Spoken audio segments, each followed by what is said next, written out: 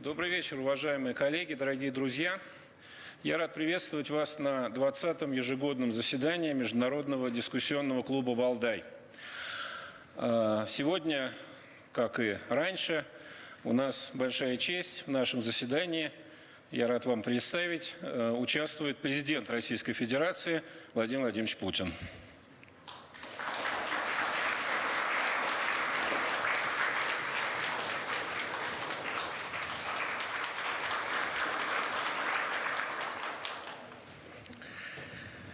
Владимир Владимирович, у нас 20-е заседание. Валдаю 19 лет, а заседание 20-е. Так бывает. И когда мы смотрим на архивы валдайские, то такое ощущение складывается, что это вот хроника переломного времени. Время выпало действительно очень интересное. Нам очень почетно, что все эти 20 встреч не было ни разу, по-моему, что вы пропустили и не встретились с валдайскими коллегами. В зале есть те, кто с вами встречался раньше, причем и в первые разы, есть те, кто впервые. И я очень буду рад предложить вам изложить ваше сегодняшнее мнение.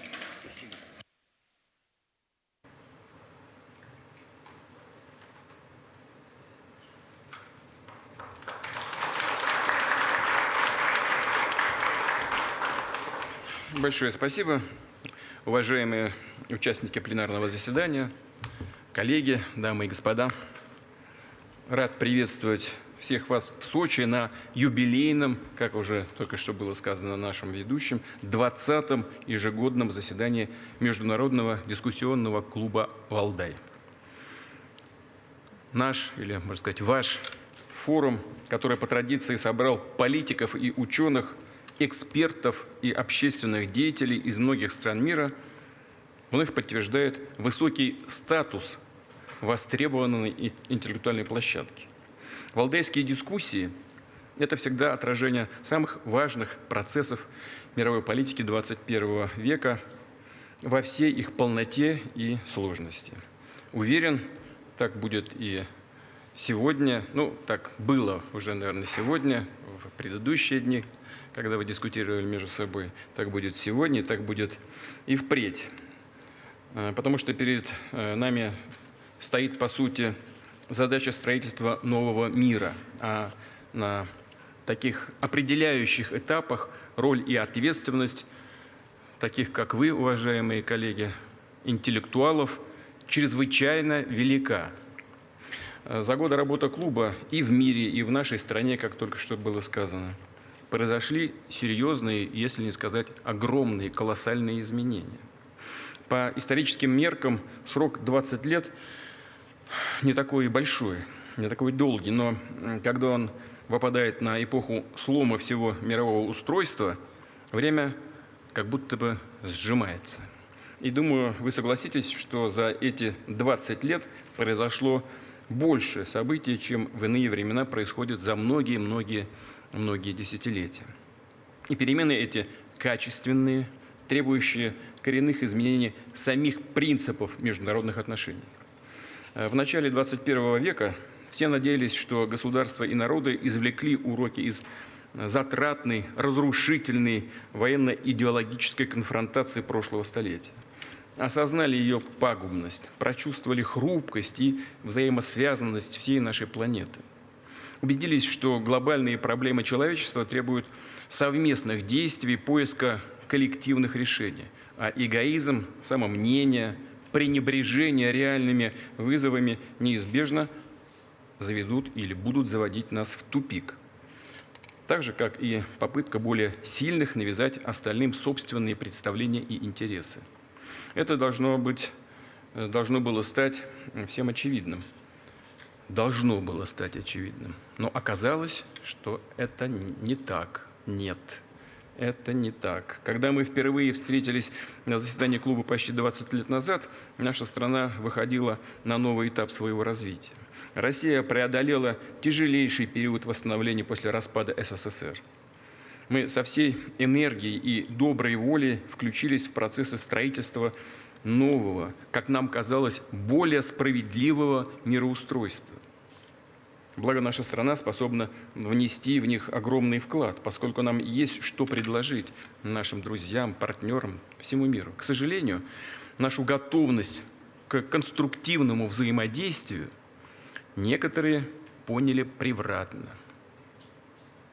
Поняли как покорность, как согласие на то, что новый порядок будет строиться теми, кто провозгласил себя победителями в холодной войне. По сути, как признание, что Россия готова следовать в чужом фарватере, готова руководствоваться не своими собственными национальными интересами, а чужими интересами. Все эти годы мы не раз предупреждали, такой подход ведет не просто в тупик, он чреват нарастанием угрозы военного конфликта. Но слушать и слышать нас никто не собирался, никто не хотел.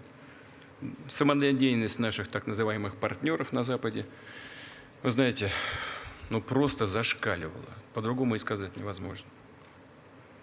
США и их сателлиты твердо взяли курс на гегемонию, военную, политическую, экономическую, культурную, даже морально-нравственную, ценностную. Нам с самого начала было понятно, что попытки установить монополию обречены на провал. Мир слишком сложен и многообразен, чтобы его можно было подчинить одной схеме. Пусть даже за ней и стоит мощь, огромная мощь на Западе, накопленная веками колониальной политики. Но ведь и ваши коллеги, многие здесь отсутствуют, но они не отрицают, что благосостояние Запада в значительной степени было достигнуто благодаря ограблению колоний на протяжении веков. Но это же факт. Фактически такой уровень в значительной степени развития был достигнут в значительной степени за счет ограбления всей планеты. История Запада, по сути, хроника бесконечной экспансии. Западное влияние в мире – это огромная военно-финансовая пирамида. Ей все время нужно новое топливо для поддержания себя самой. Природные, технологические, человеческие ресурсы, принадлежащие другим. Поэтому Запад просто не может остановиться и не собирался этого делать. Наши аргументы, увещевания, призывы к разуму, предложения просто игнорировались. Я уже говорил об этом публично и нашим союзникам, нашим партнерам. Ведь был момент, когда ваш покорный слуга просто высказал предположение, а может быть, нам и в НАТО вступить? Но нет. В НАТО такая страна не нужна. Нет. Спросите, а что еще-то? Мы-то считали, что мы уже вот свои, извините, как у нас в народе говорят, буржуинские. Чего еще? Противостояния идеологического больше нет. В чем проблема? Видимо, проблема в геополитических интересах и надменном отношении к другим. Вот в чем проблема. В самоуверенности. Вот в чем проблема. На постоянное нарастающее военно-политическое давление приходится отвечать. Я не раз говорил о том, что мы не начинали так называемую войну на Украине. Напротив, мы пытаемся ее закончить. Не мы устраивали государственный переворот в Киеве в 2014 году. Государственный переворот, кровавый, антиконституционный. Где бы ни произошло, всегда мы тут же слышим все мировые средства, подчиненные, прежде всего, конечно, англосаксонскому миру. Так нельзя, это невозможно, антидемократично. А здесь можно. Даже деньги назвали, объем денег, который затратили на этот переворот. Все можно. Мы в это время занимались поддержкой крымчан и севастопольцев. Мы не устраивали ни госпереворота, и не мы запугивали крымчан и севастопольцев этническими чистками в нацистском духе. Не мы пытались принудить Донбасс к повиновению с помощью обстрелов и бомбежек. Не мы грозились расправиться с теми, кто хочет говорить на своем родном языке. Вы послушайте, здесь же все информированные, грамотные люди. Хорошо можно мозги, извините за моветон, запудрить миллионам людей, которые воспринимают реальную действительность из средств массовой информации. Но вы-то знаете, что происходило. На протяжении 9 лет бомбили, стреляли, танки применяли. Война, натуральная война против Донбасса была развязана. И никто не считал погибших детей на Донбассе. Никто в других странах, особенно на Западе, не плакал по погибшим. Война, начатая киевским режимом при активной прямой поддержке Запада, идет уже 10-й год. А специальная военная операция направлена на то, чтобы прекратить ее. И она напоминает о том, что односторонние шаги, кто бы их ни предпринимал, неизбежно будут встречать ответные действия. Действие, как известно, рождает противодействие. Так поступает любое ответственное государство, суверенная, самостоятельная и уважающая себя страна. Каждый отдает себе отчет, что в международной системе, где царит произвол, где все решает тот, кто возобновил себя исключительным, безгрешным и единственно правым, под ударом может оказаться кто угодно. Просто по той причине, что та или иная страна не понравилась гегемону, потерявшему чувство меры и, добавлю, чувство реальности. К сожалению, приходится констатировать, что наши контрагенты на Западе чувство реальности потеряли. Все возможные грани перешли. Зря. Украинский кризис не территориальный конфликт, хочу это подчеркнуть. Россия самая большая, самая крупная по территории страна в мире. Нет у нас никаких интересов с точки зрения отвоевывания каких-то дополнительных территорий. Нам еще осваивать и осваивать и Сибирь, и Восточную Сибирь, и Дальний Восток. Это не территориальный конфликт. И даже не установление регионального геополитического баланса. Вопрос гораздо шире и фундаментальнее.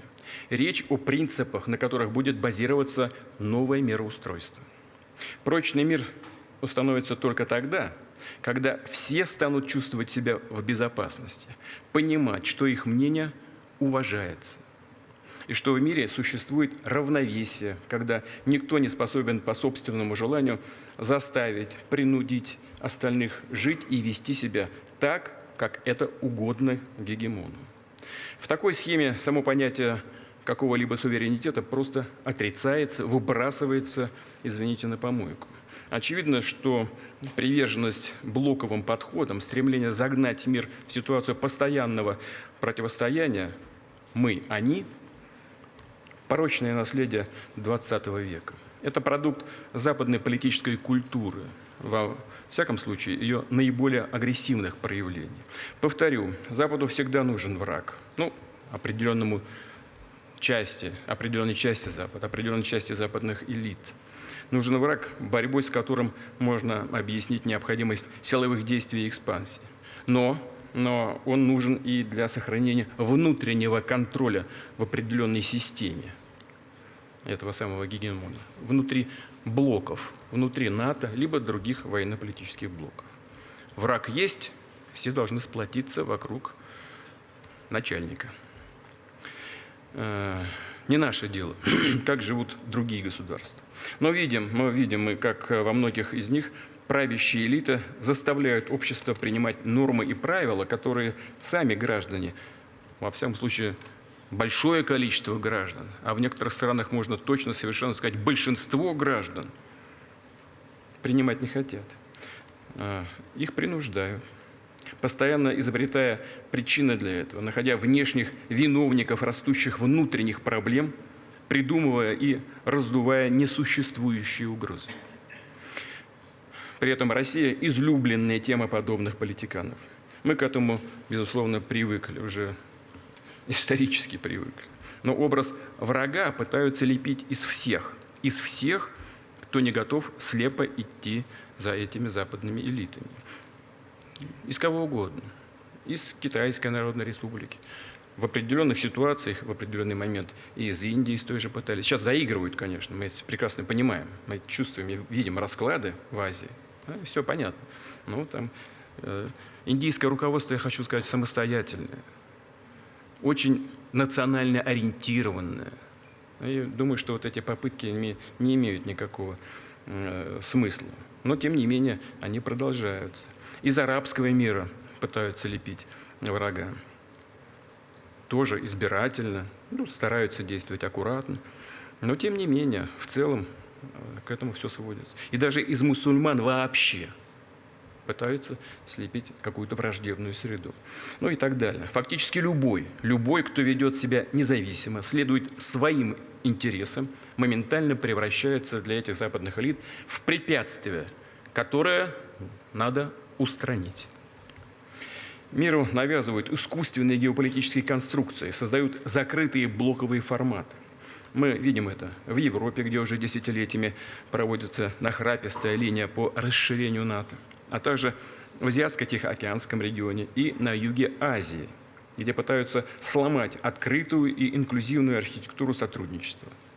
Блоковый подход, назовем вещи своими именами, это ограничение прав и свобод государств на собственное развитие, попытка загнать их в определенную клетку обязательств.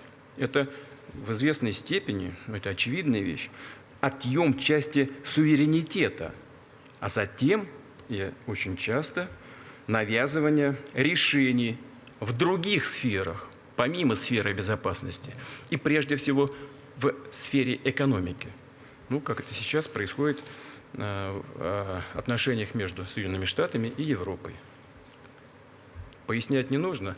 Если нужно, то в ходе дискуссии после моего вступительного слова поговорим об этом поподробнее. Для этого международное право пытаются подменить порядком. Каким порядком? Основанным на каких правилах? Каких правилах? Что это за правила? Кем они изобретены? Совершенно непонятно. Но это просто дурь какая-то, чушь. Но же пытаются внедрять в сознание миллионов людей. Надо жить по правилам. Каким правилам-то? И вообще, если позволите, наши западные коллеги, особенно из США, не просто устанавливают произвольно такие правила, но и поучают при этом, кто и как должен их исполнять, кто и как должен вообще себя вести. Делается и говорится это все, как правило, в откровенно хамской форме. Это все то же самое проявление вот этого колониального мышления. Все время мы слышим, все время звучит: вы должны, вы обязаны, мы вас серьезно предупреждаем. Вы кто такие вообще? Какое вы имеете право кого-то предупреждать? Это просто удивительно. Может, это тем, кто так говорит, может быть, вам самим пора избавиться от спеси, перестать вести себя по отношению к мировому сообществу таким образом, отлично понимающему свои задачи, свои интересы.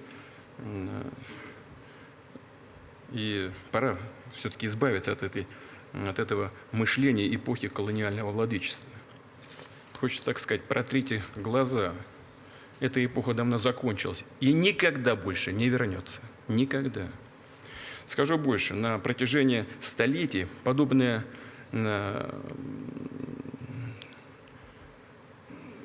поведение вело к воспроизводству одного и того же – больших войн, для оправдания которых придумывали различные идеологические, а то и псевдоморальные обоснования.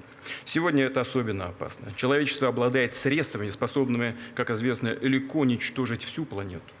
А невероятная по масштабам манипуляция сознанием ведет к потере чувства реальности. Из этого порочного круга, безусловно, нужно выходить, нужно искать какой-то выход. И я так понимаю, уважаемые друзья и коллеги, вы для этого собираетесь на Валдайской площадке.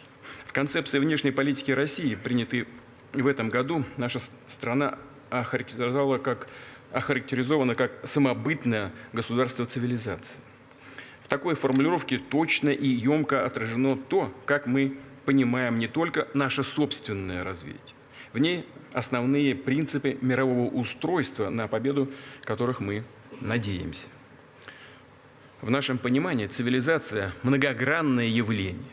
Его, безусловно, трактуют по-разному. Была и откровенно колониальная интерпретация. Есть некий цивилизованный мир, который служит образцом для остальных. Все должны следовать этим стандартам, этим образцам. А кто не согласен, тех загонят в цивилизацию дубинкой просвещенного господина. Эти времена, как я уже только что сказал, прошли. И наше понимание цивилизации совершенно иное. Во-первых, цивилизаций много. И ни одна из них не лучше и не хуже другой. Они равноправны, как выразители чаяний своих культур и традиций, своих народов. Для каждого из нас это свое. Для меня, например, это чаяние нашего, моего народа, частью которого мне посчастливилось стать. Выдающиеся мыслители во всем мире, приверженцы цивилизационного подхода, размышляли и продолжают размышлять над понятием цивилизации. Это многосоставляющее компонентное явление.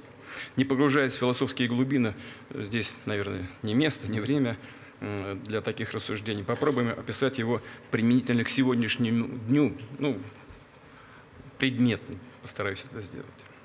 Основные качества государства и цивилизации – многообразие и самодостаточность. Вот два основных компонента, на мой взгляд. Современному миру чужда любая унификация. Каждое государство и общество хотят самостоятельно выработать свой путь развития. В основе его культура и традиции, укрепленные в географии, историческом опыте, как давнем, так и современном, и в ценностях народа. Это сложный синтез, в процессе которого и возникает самобытная цивилизационная общность. Ее неоднородность, многообразие – это залог устойчивости и развития. Россия на протяжении столетий формировалась как страна разных культур, религий, национальностей. Российскую цивилизацию невозможно свести к одному общему знаменателю, но ее нельзя и разделить, потому что она существует только в своей целостности, духовном и культурном богатстве. Сохранять прочное единство такого государства – непростая задача. На протяжении веков нам выпадали тяжелейшие испытания. Мы всегда преодолевали их, иногда очень дорогой ценой, но неизменно извлекали уроки на будущее, укрепляя наше национальное единство и целостность российского государства. Сегодня этот опыт поистине бесценен. Мир все более многообразен. Простыми способами управления, причесыванием всех под одну гребенку, как у нас говорят, к чему привыкли некоторые государства, со всей сложностью процессов не справиться. Что очень важно добавить при этом, по-настоящему эффективная и прочная государственная система не может насаждаться извне. Она вырастает естественным путем из цивилизационных корней стран и народов. И Россия в этом отношении – пример того, как это происходит в жизни, на практике. Цивилизационная опора – необходимое условие успеха в современном мире беспорядочном, к сожалению, опасном и утратившем свои ориентиры. Все больше государств приходит именно к такому выводу, осознавая собственные интересы и потребности, возможности и ограничения, свою самобытность и степень взаимосвязанности с окружающим миром. Убежден, человечество движется не к фрагментации на конкурирующие сегменты, не к новому блоковому противостоянию, чем бы его ни мотивировали, не к бездушному универсализму новой глобализации, а напротив, мир находится на пути к синергии государств цивилизаций, больших пространств, общностей, осознающих себя именно таковыми. Вместе с тем, цивилизация не универсальная конструкция. Одна на всех. Такого не бывает. Каждая из них отличается от других. Каждая самодостаточна в культурном плане, черпает свои идейно-ценностные принципы в собственной истории и в своих собственных традициях. Уважение к самим себе вытекает из уважения, безусловно, к другим, но и имеется в виду уважение со стороны других.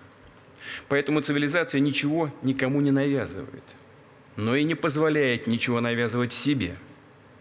Если все будут придерживаться именно такого правила, это обеспечит гармоничное сосуществование и созидательное взаимодействие всех участников международных отношений.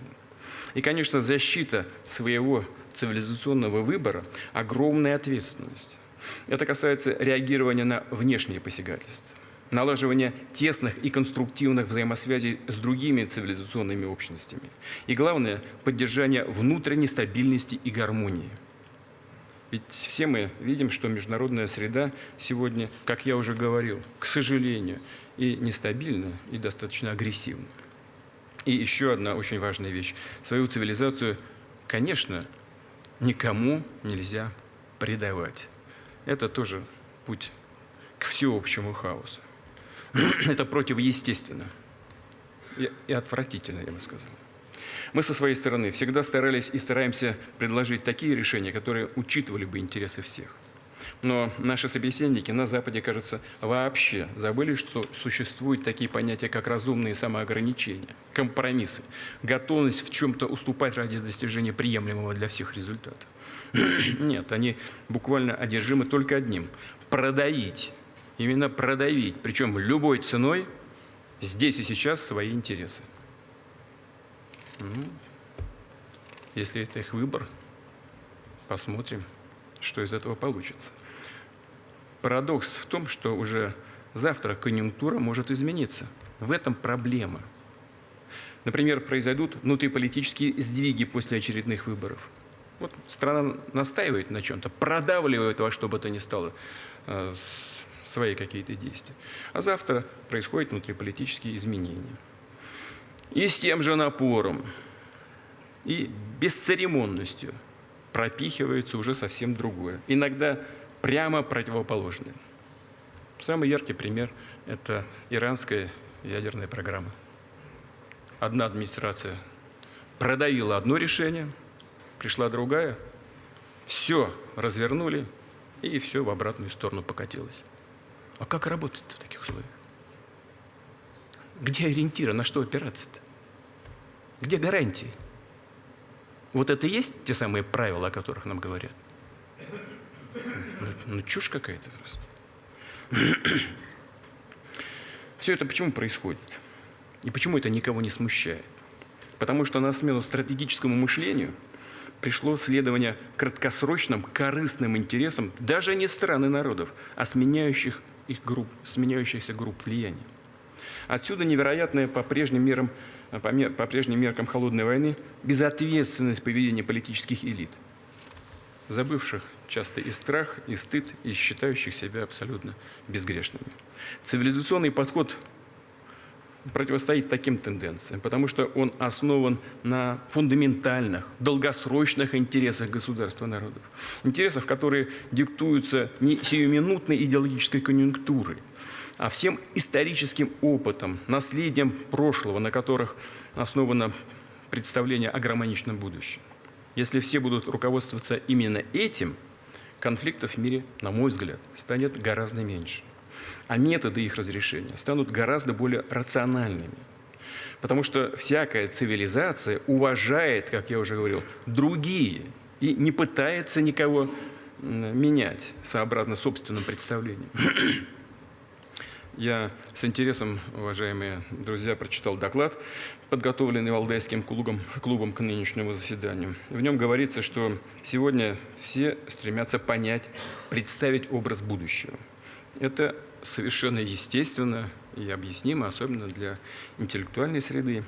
В эпоху кардинальных перемен, когда рушится весь привычный уклад, очень важно осознать, куда мы идем, к чему хотим прийти.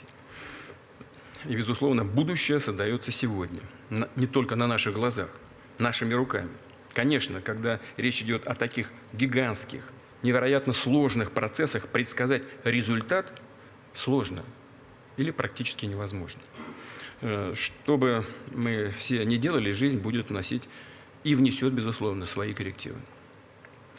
Но, по крайней мере, надо отдавать себе отчет в том, к чему мы стремимся, к чему мы хотим прийти. И такое понимание в России есть. Первое. Мы хотим жить в открытом, взаимосвязанном мире, в котором никто и никогда не будет пытаться возводить искусственные барьеры на пути общения людей, их творческой реализации и процветания. Должна быть безбарьерная среда. Вот к чему надо стремиться. Второе. Мы хотим, чтобы многообразие мира не просто сохранялось, а было фундаментом всеобщего развития. Навязывание любой стране или народу, как им жить, как чувствовать себя, должно быть запрещено. Только настоящее культурное и цивилизационное многообразие обеспечит благо людей и баланс интересов. Третье. Мы за максимальную представительность. Никто не имеет права, да и не может управлять миром за других или от имени других. Мир будущего – это мир коллективных решений, принимаемых на том уровне, на которых они наиболее эффективны, и тем составом участников, кто действительно способен внести значительный вклад в урегулирование конкретной проблемы.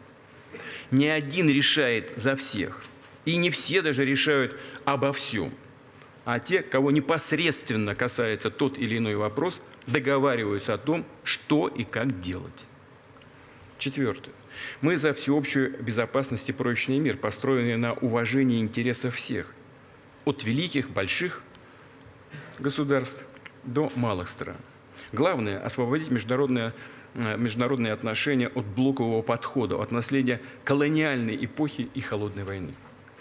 Мы десятилетиями говорим о неделимости безопасности, о том, что невозможно обеспечить безопасность одних за счет безопасности остальных. И действительно, гармония в этой сфере достижима. Надо просто отбросить гордыню, спесь и перестать смотреть на других, как на партнеров второго сорта, или на как изгоев или дикарей. Пятое. Мы за справедливость для всех. Эпоха эксплуатации кого бы то ни было, я уже сказал об этом дважды, в прошлом. Страны и народы четко осознают свои интересы и возможности и готовы полагаться на себя. И это приумножает силы. Всем должен быть обеспечен доступ к благам современного развития, и попытки его ограничить для любой страны или народа должны рассматриваться как акт агрессии. И именно так. Шестое. Мы за равноправие, за различие потенциалов разных стран. Это абсолютно объективный фактор. Но не менее объективно и то, что больше никто не готов подчиняться, ставить свои интересы и нужды в зависимость от кого бы то ни было. И прежде всего от более богатых или сильных. И это не просто естественное состояние международного сообщества. Это квинтэссенция всего исторического опыта человечества. Таковы принципы, которых мы хотим придерживаться сами, и к соблюдению которых мы приглашаем присоединиться всех наших друзей и коллег.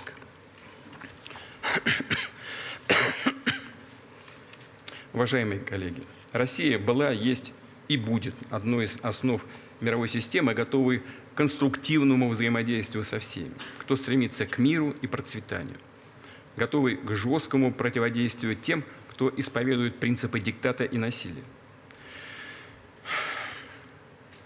Мы уверены, что прагматизм и здравый смысл восторжествуют, а многополярный мир утвердится. И в заключение хочу выразить благодарность организациям форума, как всегда, за основательную, качественную подготовку, а всем участникам юбилейного заседания хочу сказать благодарности за ваше внимание. Спасибо большое.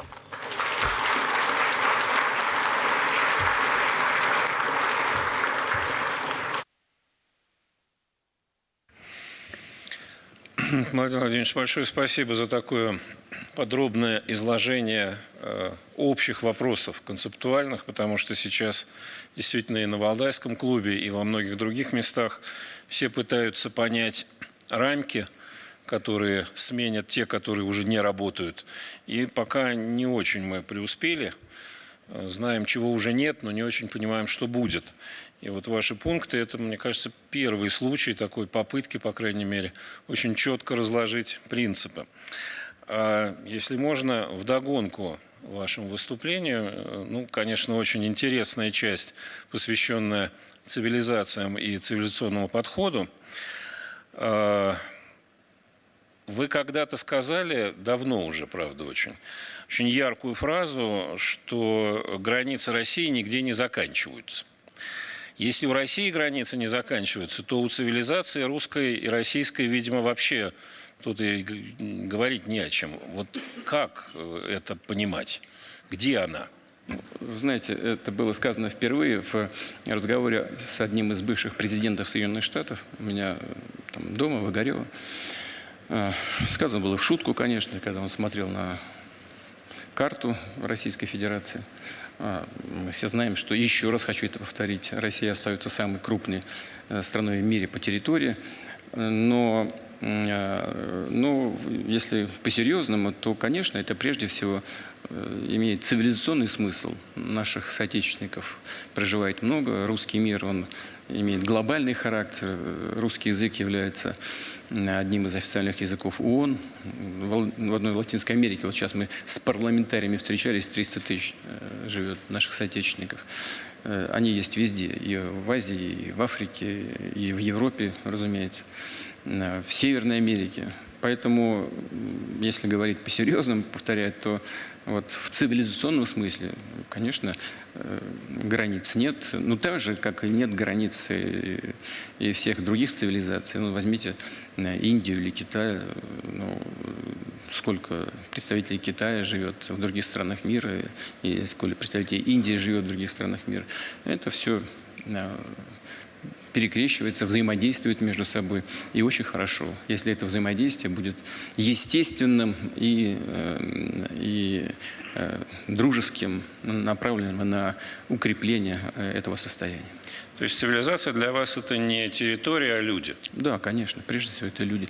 Ведь и наши, наверняка сейчас будет много вопросов там по Украине, наши действия это на том же Донбассе прежде всего продиктованы и главным образом защита людей. В этом смысл есть наших действий. А в таком случае вы можете охарактеризовать специальную военную операцию как конфликт цивилизационный? Вы сказали, что это не территориальный конфликт. Ну, это прежде всего, я не знаю, какую там цивилизацию защищают те, кто по ту линию фронта находится, с той стороны линии фронта находится, но мы защищаем свои традиции, свою культуру и своих людей. Хорошо. Как раз уж сразу перешли к Украине, сегодня, по-моему, в Испании начинается большое мероприятие европейское. Туда поехал Владимир Зеленский и ряд других важных людей. Обсуждается вопрос продолжения поддержки Украины. Сейчас, как мы знаем, в Соединенных Штатах некоторая заминка случилась в связи с кризисом в Конгрессе. Поэтому в Европе, мне кажется, почувствовали такое, что придется финансирование брать на себя. Как вам кажется, справятся ли они и что мы ждем от этого? Но мы ждем проявления хоть каких-то ростков здравого смысла. Что касается, справятся они или не справятся, это их нужно спросить. Ну, конечно, справятся. В чем проблем я не вижу. Проблем в том, чтобы расширить производство, чтобы увеличить количество денег, которые направляются на войну и продлевают этот конфликт. Но есть, конечно, и проблемы. Они для этой аудитории, мне кажется, понятны, и эти проблемы известны. Если в США, как вы сказали, там есть заминка, она носит скорее технический характер, но политика технически, так скажем, которая заключается в том, что есть проблема с бюджетом, большая долговая нагрузка, нужно бюджет сбалансировать. Вопрос, за счет чего балансировать, либо за счет поставок оружия на Украину и сократить расходы бюджета, либо за счет урезания социальных расходов. Но урезать социальные расходы никто не хочет, особенно на этом укрепляется позиция оппозиционных партий, оппозиционной партии в данном случае. Вот и все. Но в конечном итоге, наверное, деньги найдут, напечатают еще. Печатали вот за постковидный период, и в ковидный период напечатали 9 с лишним триллионов долларов, поэтому подпечатать еще кое-чего и разбросать это на весь мир, повысив продовольственную инфляцию, ничего для них не стоит. Сделают наверняка. Что касается Европы, то здесь сложнее ситуация, потому что если в США мы наблюдаем все-таки рост экономики за предыдущий период в 2,4% ВВП, то в Европе дело обстоит хуже гораздо. Там в прошлом 2021 году, вернее, рост экономики был 4,9%, в этом году будет 0,5%. И то только за счет южных стран, за счет Италии и Испании, которые показали небольшой рост. Мы вот вчера с экспертами с нашими там говорили на этот счет. Я думаю, что и рост в Италии и Испании прежде всего связан с ростом цен на недвижимость и с определенным подъемом туристического сектора. А в основных экономиках Европы стагнация. Там во всех производствах минус. В Федеративной Республике минус 0,1, в прибалтийских странах там минус 2, минус 3 даже, в Эстонии, по-моему, минус 3, ну и в Голландии, в Австрии, везде минус. Особенно большой минус в области промышленного производства. Там, ну, если не катастрофа, то очень тяжелое состояние в сфере реального производства, особенно в химической промышленности, в стекольной, в металлургической. Ну, мы знаем, что в силу дешевизны, ну, относительно дешевых энергоносителей в Соединенных Штатах и некоторых решений административно-финансового характера, многие производства из Европы просто переезжают в Соединенные Штаты, закрываются и в Европе, и переезжают в Соединенные Штаты. Это хорошо известно. Это вот то, на что я намекал, выступая здесь, от этой трибуны. Вот растет и нагрузка на население европейских стран. Это тоже очевидная вещь, это данные самой же европейской статистики. Уровень жизни падает за последнее время, за последние месяцы сократился, по-моему, на 1,5%. На 1,5%, да. Вот, поэтому да, Европа может или не может? Может. За счет чего? За счет ухудшения, дальнейшего ухудшения своей экономики и жизни граждан европейских государств. Ну, у нас-то ведь бюджет тоже не резиновый. Мы-то справимся, в отличие от них? Мы справляемся пока. И у меня есть основания полагать, что мы и в будущем справимся. У нас за третий квартал текущего года был профицит свыше 660 миллиардов рублей. Это первое. Второе, у нас в конечном итоге по результатам года будет определенный дефицит, ну, где-то в районе 1%. И на ближайшие годы, на 24-й, 25-й, где-то мы рассчитываем, что дефицит будет где-то в районе этого 1%. У нас рекордно низкая безработица, 3% установилась и стабилизировалась. И что очень важно, это ключевой момент, может быть, мы к этому еще раз вернемся, но считаю это важным, фундаментальным явлением в нашей экономике. У нас естественным образом началась структурная перестройка экономики. Потому что то, что мы раньше получали из европейских стран по импорту, много для нас закрыли. И мы так же, как в 2014 году, введя определенные ограничения на закупку западных европейских, прежде всего, сельхозтоваров, вынуждены были вкладывать деньги в развитие сельхозпроизводства внутри страны. Да, подскочила инфляция, но мы потом добились того, чтобы наши производители нарастили обороты производства нужных нам товаров. И сегодня, вы знаете, мы по всем основным сельхозтоварам обеспечиваем себя полностью по основным видам продовольствия. То же самое сейчас происходит в сфере реального производства в промышленности. И основной рост дают как раз обрабатывающие отрасли.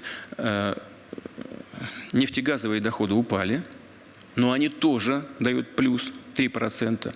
А не нефтегазовые доходы, и прежде всего в перерабатывающих отраслях, плюс 43%. И это прежде всего сталелитейная промышленность, это оптика, это электроника.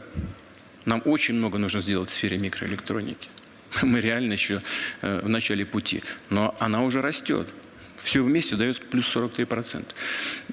Мы перестроили логистику, транспортное машиностроение растет и так далее, и так далее. В целом у нас стабильная, устойчивая ситуация. Мы преодолели все проблемы, которые возникли после введения в отношении нас санкций, и начали следующий этап развития.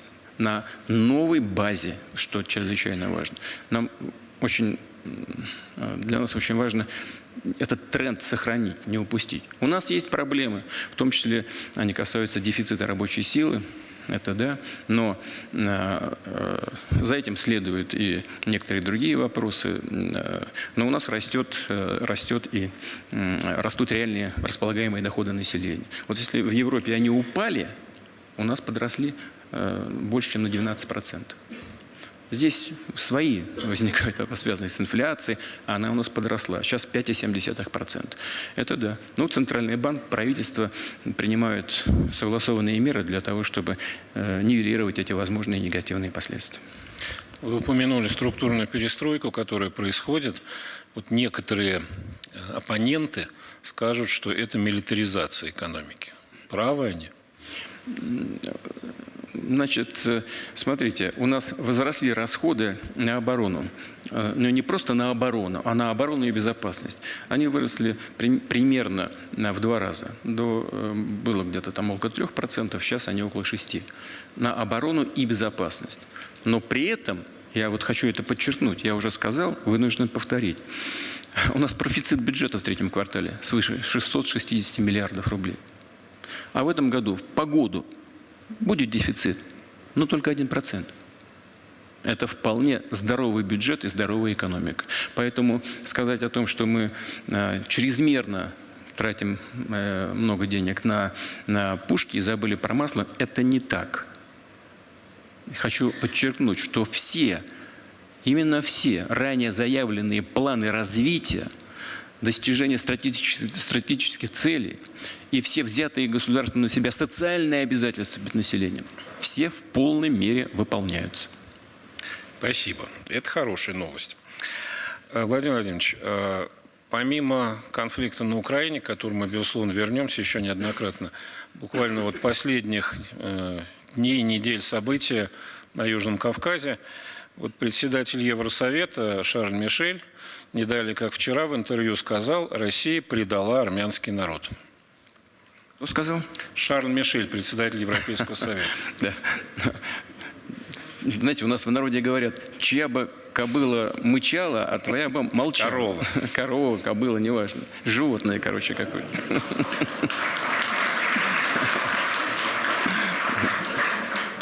Значит, это все? Я вас перебил, извините. Не, пожалуйста. Да. Вы понимаете, ведь что происходило и что произошло в самое последнее время?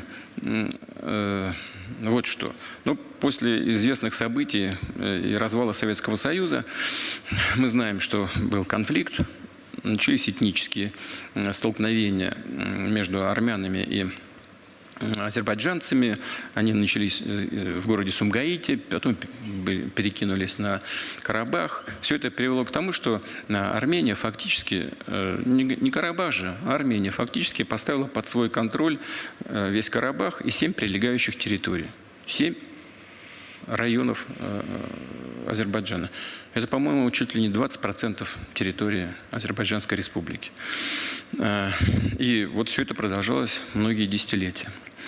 Должен сказать, что я не раскрою здесь никакой тайны. Мы много раз на протяжении лет 15 последних предлагали нашим армянским друзьям пойти на компромиссы. Какие? Вернуть Азербайджану 5 районов вокруг Карабаха, 2 оставить за собой и таким образом сохранить территориальную связь между Арменией и Карабахом. Но наши карабахские друзья из раза в раз нам все время говорили: нет, это создаст для нас определенные угрозы. Мы, в свою очередь, говорили: послушайте, Азербайджан растет, экономика развивается, это нефтегазодобывающая страна, там уже свыше 10 миллионов населения. Давайте сравним потенциалы. пока есть такая возможность, нужно найти этот компромисс. Мы со своей стороны уверены, проведем соответствующие решения в рамках Совета Безопасности ООН.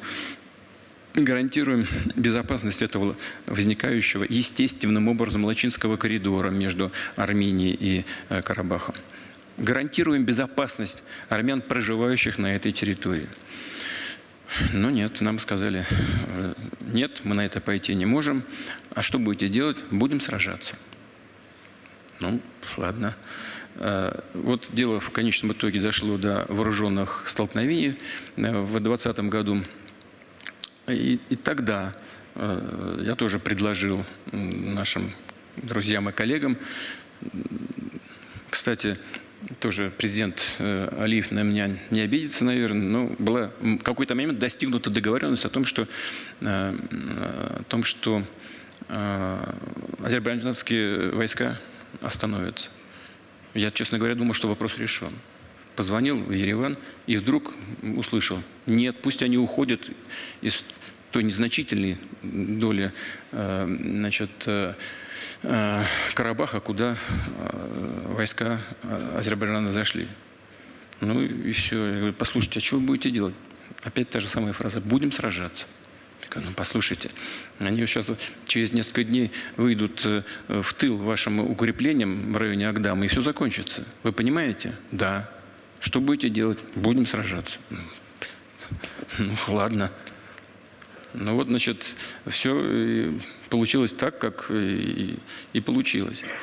В конечном итоге все-таки мы договорились с Азербайджаном, что после выхода на линию Шуши и в саму Шушу боевые действия будут остановлены. Было подписано соответствующее заявление в ноябре 2020 года о приостановке боевых действий и о вводе наших миротворцев. И вот следующий очень важный момент. Правовой статус наших миротворцев был основан исключительно на этом заявлении от ноября 2020 года. Никакого статуса миротворцев так и не возникло. Ну, сейчас не буду говорить почему. Азербайджан считал, что это нет в этой необходимости, ну а подписывать без Азербайджана было бессмысленно. Поэтому весь статус был основан, повторяю, исключительно на заявлении от ноября 2020 года. И права миротворцев заключались только в одном – в наблюдении за соблюдением режима прекращения огня. Все. У нас, у миротворцев, никаких других прав там не было. Ну и нет. Только наблюдение за прекращением режима, за прекращением огня. Все. Но такое зыбкое состояние, оно продолжалось определенное время. Теперь вы упомянули про уважаемого мною председателя Евросовета, господина Мишеля. Вот в Праге, осенью 2022 года вот под эгидой господина Мишеля, потом президента Франции Макрона и господина Шольца, канцлера ФРГ, собрались и лидеры Армении и Азербайджана. И там подписали заявление, понимаете? Заявление, из которого вытекает, что Армения признала Карабах частью Азербайджанской республики. Более того, руководители делегации, руководители Армении прямо назвали территорию Азербайджана в квадратных километрах, в которую, безусловно, входит и Карабах. И подчеркнули, что они признают суверенитет Азербайджана в рамках Азербайджанской СССР, входившей в свое время в состав СССР. А, как известно, в состав Азербайджанской ССР входил и Карабах. То есть, по сути, был решен главный, абсолютно ключевой вопрос, который заключался в статусе Карабаха. Когда Карабах объявил о своей независимости, никто не признал эту независимость. Даже Армения. Что, честно говоря, для меня странно, но тем не менее, такое было решение. Они не признали независимость Карабаха. Но здесь, в Праге, они признали, что Карабах принадлежит Азербайджану. А потом в начале 23 года вторично повторили то же самое на аналогичной встрече в Брюсселе. Но вы знаете, так между нами, хотя между нами уже это, наверное, не подходит, но тем не менее. Но если пришли... Нам, кстати, об этом никто не сказал. Я лично узнал это из прессы. Но Азербайджан и всегда считал, что Карабах – часть его территории. Но определив статус Карабаха как части Азербайджана, Армения совершила так качественные изменения своей позиции. После этого на одной из встреч ко мне президент Алиев подошел и говорит: ну вот видите, все признали, что Карабах наш. Ваши миротворцы там находятся на нашей территории. Понимаете, даже статус наших миротворцев претерпел сразу качественные изменения после определения статуса Карабаха как части Азербайджана. Он говорит: ваши военные находятся на нашей территории, и давайте теперь договариваться о их статусе на двусторонней основе. Ну, премьер Пашинян подтвердил: говорит, да, вам нужно теперь договариваться на двусторонней основе. То есть Карабах ушел. Можно что угодно говорить об этом статусе, но это было ключевым вопросом. Статус Карабаха. Вокруг этого все крутилось на протяжении предыдущих десятилетий. Как и когда, кто и где будет определять статус. Все. Армения его решила. Карабах перешел в состав Азербайджана официально. Это такова позиция армянского государства современного. Ну а нам-то что делать? Нам что? Все, что происходило в недавнем прошлом, недели, 2-3 назад, и перекрытие этого Лачинского коридора и так далее, все это было неизбежно после признания суверенитета Азербайджана над Карабахом. Это было только вопросом времени, когда и каким способом Азербайджан будет наводить там конституционный порядок в рамках Конституции азербайджанского государства. Ну а что скажешь-то? А как на это реагировать-то еще? Армения признала, а мы что должны делать? Нет, а мы не признаем. Ну это же нонсенс, правильно? Ерунда какая-то. Я сейчас не буду рассказывать, думаю, что это некорректно о нюансах наших дискуссий, но то, что произошло в последние дни или в последние недели, это было неизбежным следствием того, что было сделано в Праге и в Брюсселе. Поэтому господин Мишель и его коллеги должны были бы тогда подумать, когда уговаривали, видимо, я не знаю, надо спросить их самих, где-то закулисно, кулуарно уговаривали премьер-министра Армении господина Пашиняна пойти на такой шаг, должны были бы все вместе подумать о судьбе армян Карабаха. Должны были бы как-то, хотя бы что-то прописать о том, что и как их ожидает в этой ситуации. Какой-то порядок интеграции Карабаха в азербайджанское государство, какой-то порядок, связанный с обеспечением их безопасности и соблюдением их прав. Но там же ничего этого нет. Там есть только заявление о том, что Карабах – это часть Азербайджана. Все. И чего мы должны делать? Если так сама Армения решила, нам-то что делать? А мы что делали? Мы использовали все, чем мы располагали в правовом смысле, для того, чтобы обеспечить гуманитарную составляющую. Как вы знаете, у нас там люди погибли, между прочим, защищая армян Карабаха, наши миротворцы. мы оказывали им гуманитарную помощь, оказывали медицинскую помощь, обеспечили их выход.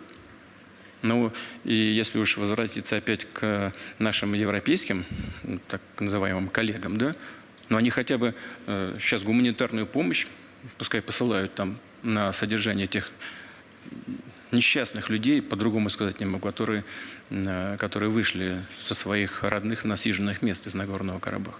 Но мне кажется, это-то они сделают. Но в целом, по большому счету, нужно, конечно, подумать о их судьбе в долгосрочной перспективе. Ну, а Россия этих людей готова поддержать? А я же только что сказал, мы же их поддерживали. У нас Те, кто ушел. У нас люди там погибли, защищая их, прикрывая их собой и обеспечивая гуманитарную поддержку. Ведь у нас там в центре наших миротворцев, туда же все беженцы пришли, под защиту наших миротворцев. Тысячи там собрались, туда приходили. Женщины и дети в основном. Вот. Ну, а так мы, конечно, тоже готовы оказывать. Армения не перестает быть нашим союзником. Если там есть гуманитарные вопросы, мы, конечно, их готовы и будем обсуждать, и готовы оказывать поддержку и помощь этим людям. Это само собой разумеется. Но я просто сейчас вам рассказал, как события развивались. Коротко, но в целом основное я сказал.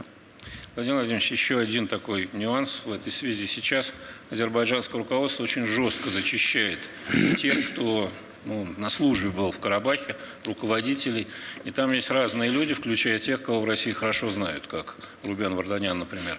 Он отказался от нашего гражданства. Он отказался, но он был. Мы можем как-то призвать азербайджанское руководство проявить, не знаю, милосердие. Мы всегда это делали, и сейчас это делаем. Я разговаривал, как вы знаете, по телефону с президентом Алиевым.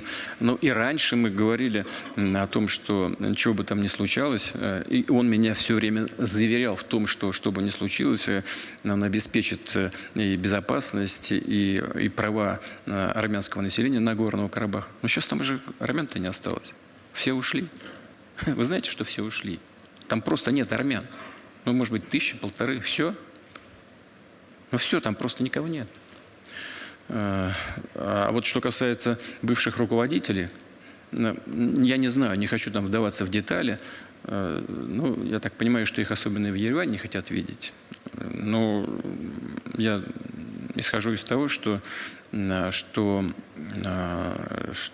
руководство Азербайджана все-таки будет исходить в данном случае, когда все вопросы территориального характера для Азербайджана решены, все-таки будет исходить из соображений гуманитарного характера.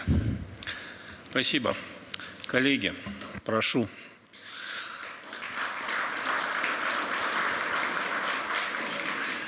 Так, пожалуйста, желающие задать вопросы. Фэн Шаолей, профессор Фэн Шаолей, один из наших ветеранов. Большое спасибо. Педагогический университет Шанхай. Уважаемый господин президент, очень рад вас еще раз видеть.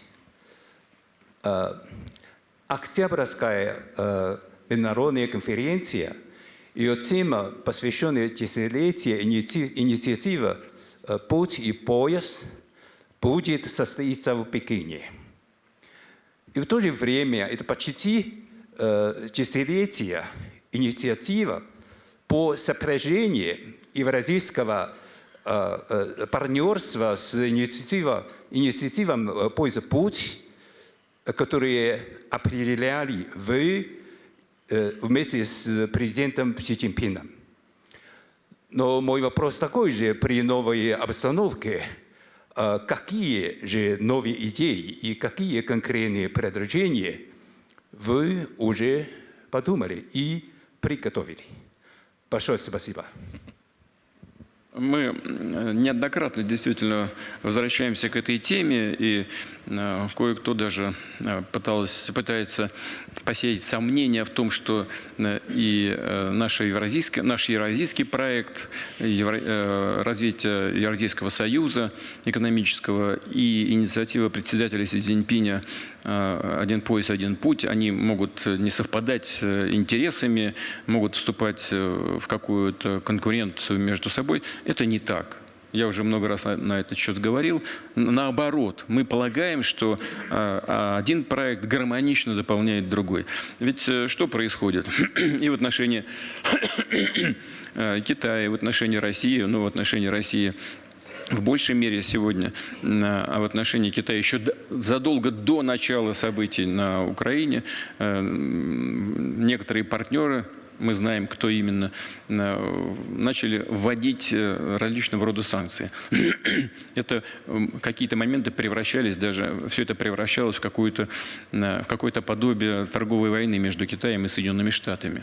И вводились ограничения, в том числе связанные и с логистикой. Мы заинтересованы в том, чтобы наладить новые логистические маршруты. И Китай тоже заинтересован. Растет объем товарооборота. Вот мы сейчас говорим о коридорах север-юг. Китай выстраивает некоторые маршруты через среднеазиатские государства. Мы заинтересованы в том, чтобы это поддержать. Мы строим соответствующие авто- и железные дороги. Вот это все является предметом наших переговоров. Это во-первых. Во-вторых, все это дополняется тем, что называется сферой реального производства. Мы поставляем необходимые товары в Китайскую Народную Республику.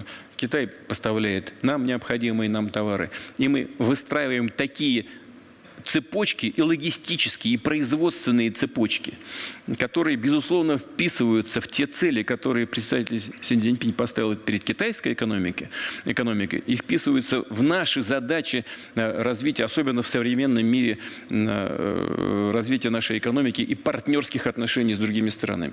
Это совершенно очевидно дополняет друг друга. Я сейчас не буду перечислять конкретных проектов, их достаточно. И между Китаем и Россией в том числе. Вот мы мост построили, вы знаете. У нас есть другие планы логистического характера. Мы развиваем отношения, как я уже сказал, в сфере реального производства. Вот все это вместе и будет предметом наших двусторонних контактов и переговоров и в рамках многостороннего формата. Это большая очень емкая, капиталоемкая работа. И я хочу подчеркнуть еще раз, хочу это акцентировать на это. Вся эта работа ни в коем случае и никогда не строилась против кого-то. Она имеет созидательное начало и направлена исключительно на достижение положительного результата как для нас, России и Китая, так и для наших партнеров во всем мире. Спасибо. Так, Ричард Саква.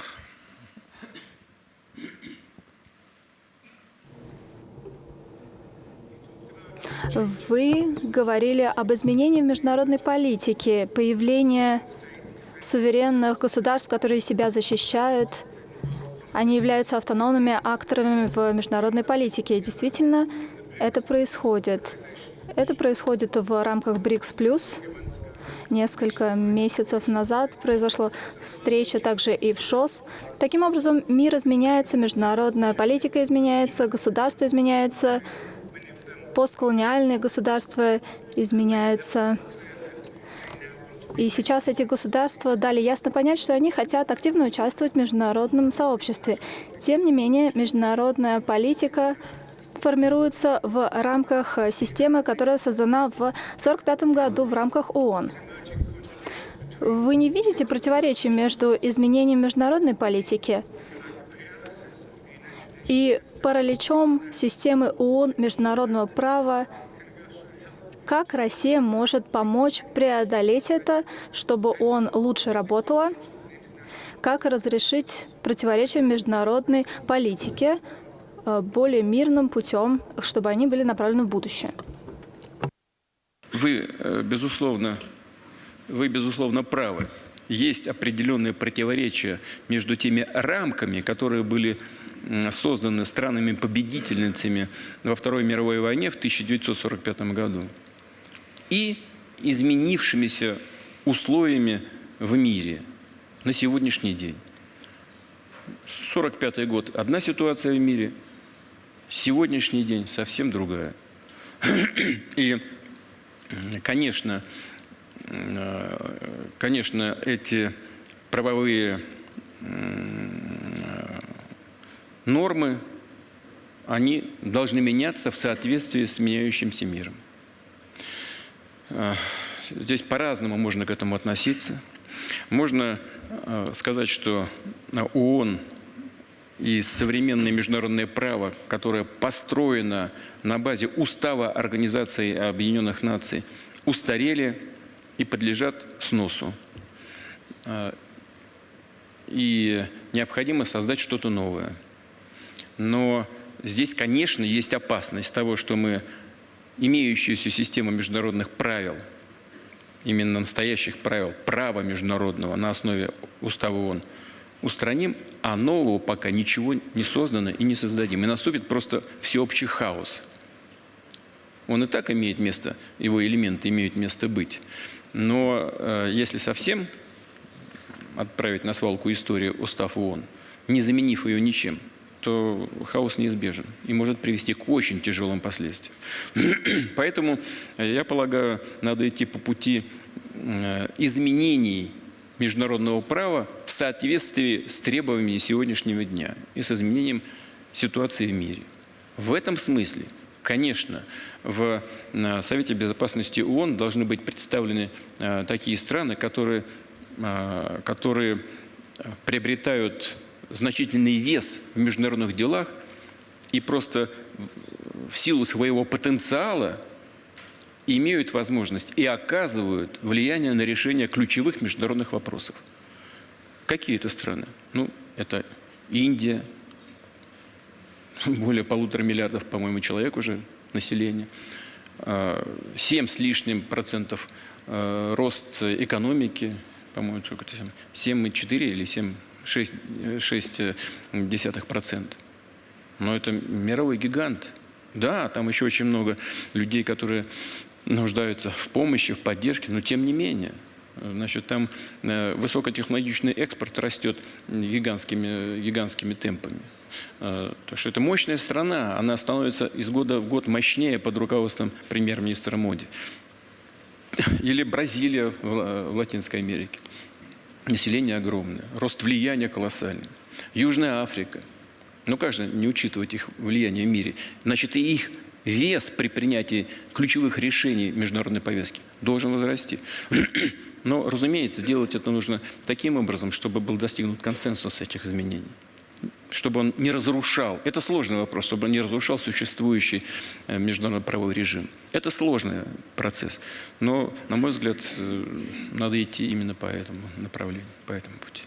То есть вы считаете, что существующий международно-правовой режим существует, он не разрушен еще? Ну, до конца точно не разрушен. И понимаете, в чем дело? Давайте вспомним самые первые годы существования ООН.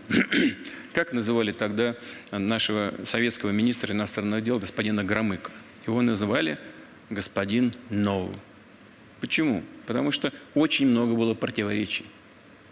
И Советский Союз очень часто пользовался своим правом вето. Но зато это имело смысл и значение. Это не доводило до конфликтов. В нашей новейшей истории мы очень часто слышали со стороны западных лидеров, что система ООН устарела. Она не отвечает потребностям сегодняшнего дня. Особенно это начало звучать когда? В период югославского кризиса. Когда без всяких санкций Совета Безопасности ООН Соединенные Штаты и их союзники начали бомбить Белград. Безжалостно и бесстрашно. Даже попали в посольство Китайской Народной Республики в Белграде. Где это международное право? Нет, сказали, никакого международного права такого, которое было, не нужно, оно устарело. Почему? Потому что хотелось действовать без оглядки на это международное право. Потом, когда какие-то действия начала предпринимать Россия, сказали, как же так, безобразие, Россия нарушает международное право и устав ООН. Но всегда, к сожалению, были попытки подстроить это международное право под себя. Это хорошо это или плохо? Это очень плохо. Но хоть что-то существует, что является ориентиром. Моя озабоченность заключается только в том, что если это вообще будет сметено в корзину, убрано, ну тогда даже ориентиров не будет. Вот мне кажется, что нужно идти по пути перманентных, постепенных изменений. Но нужно это делать, безусловно. Мир поменялся. Спасибо. Сергей Караганов.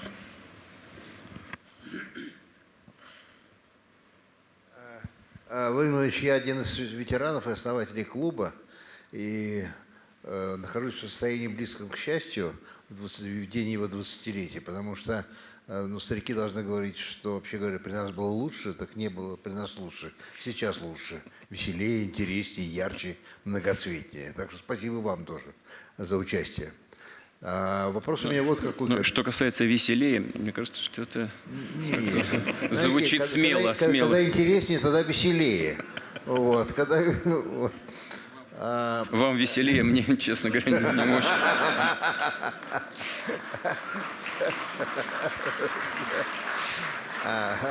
Владимир Владимирович, и за пределами нас в России, и сейчас на клубе довольно остро обсуждается один простой вопрос. Я его сформулирую следующим образом. От себя, конечно, не от всех. Не устарела ли наша ядерная доктрина применения ядерного оружия? Мне кажется, что, безусловно, устарела. И она даже выглядит легкомысленной, созданной в другие времена и, может быть, в другой обстановке, да даже и следует старым теориям. Сдерживание больше не работает. Не пора ли нам менять доктрину применения ядерного оружия в сторону понижения ядерного порога и идти, конечно, твердо, но достаточно быстро по лестнице эскалации, сдерживания, отрезвления наших партнеров? Они обнаглели, они прямо говорят, что вот поскольку у вас такая доктрина, и что они никогда не применят ядерного оружия, и мы таким образом невольно позволяем им расширять и проводить совершенно чудовищную агрессию. Это один вопрос. А в нем заложен другой. Мир в ближайшие годы, даже когда мы победим тем или иным способом на Украине, или вокруг Украины, Запад, все равно будет проживать очень трудные времена. Поднимаются новые центры, будут возникать новые трудности. Нам ведь необходимо вставлять обратно тот самый предохранитель, которым было ядерное сдерживание, которое держало мир на протяжении 70 лет. Сейчас этот Запад, забыв историю и страх, этот предохранитель пытается ликвидировать. Не стоит ли нам поменять нашу политику в этой области?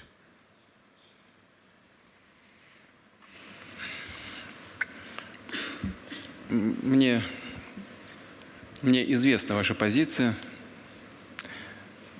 Я читал некоторые документы ваши, статьи, записки.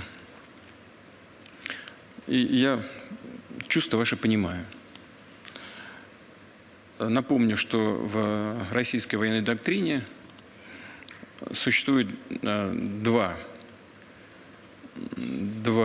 две причины возможного применения со стороны России ядерного оружия. Первое – это применение в отношении нас, то есть это в ответ на встречном ударе, так называемом. Но на практике что это означает? Ракеты стартовали, наша система СПРН обнаружила,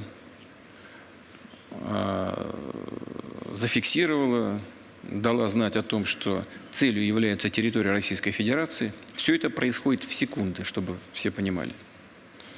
И уже понимая, зная информацию о том, что по России наносится удар, мы со своей стороны отвечаем на эту агрессию. И хочу заверить всех, что на сегодняшний день ответ является абсолютно неприемлемым для любого потенциального агрессора. Потому что с момента обнаружения старта ракет, откуда бы это ни исходило, из любой точки Мирового океана, либо с какой бы то ни было территории, в ответно-встречном ударе в воздухе появляется такое количество, столько сотен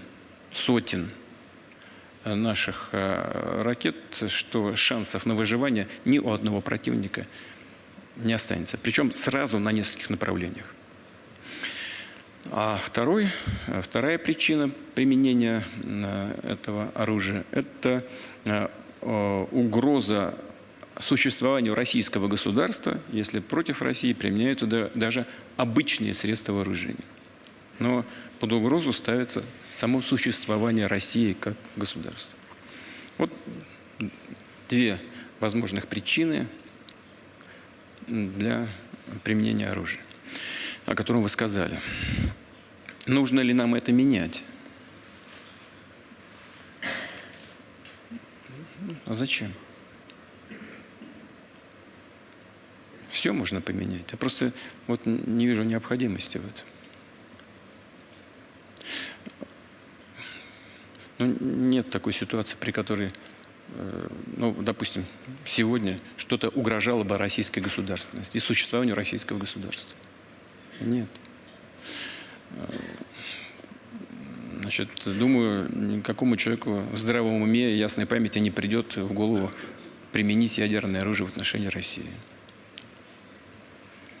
Ну, тем не менее, точка зрения ваша, других экспертов, людей, которые настроены патриотически, очень переживают за происходящее внутри страны, вокруг нас, переживают за то, что происходит у нас на линии боевого соприкосновения на украинском направлении. Я все понимаю, мы внимательно смотрим и относимся, поверьте, с уважением к вашей точке зрения. Но вот я не вижу такой необходимости. Там менять нашу концепцию. И потенциальный противник знает обо всем, знает о наших возможностях. Здесь другое дело. Ну, например, я слышу уже призывы, допустим, начать испытания ядерного оружия, вернуться к испытаниям. Здесь вот что бы сказал. Соединенные Штаты подписали соответствующий международный акт, документ, договор о запрете на испытание ядерного оружия. И Россия его подписала. Россия подписала и ратифицировала. А Соединенные Штаты подписали, но не ратифицировали. Вот сейчас мы практически закончили работу над современными видами стратегического оружия, о которых я говорил и которые я анонсировал еще несколько лет назад. Проведено последнее успешное испытание буревестника. Крылатая ракета глобальной дальности с ядерной установкой, двигательной ядерной установкой. Мы фактически закончили работу над Сарматом, над сверхтяжелой ракетой. Вопрос в том, что нам нужно просто уже чисто административно-бюрократически закончить некоторые процедуры, перейти к их массовому производству и постановке на боевое дежурство. И мы сделаем это в ближайшее время. Вот, как правило, специалисты говорят, ну, новое оружие, нужно убедиться в том, что там боезаряд, специальный боезаряд будет работать без сбоев. Но и надо проводить испытания. Ну, я вот сейчас не готов сказать, нам нужно действительно или не нужно проводить испытания. Но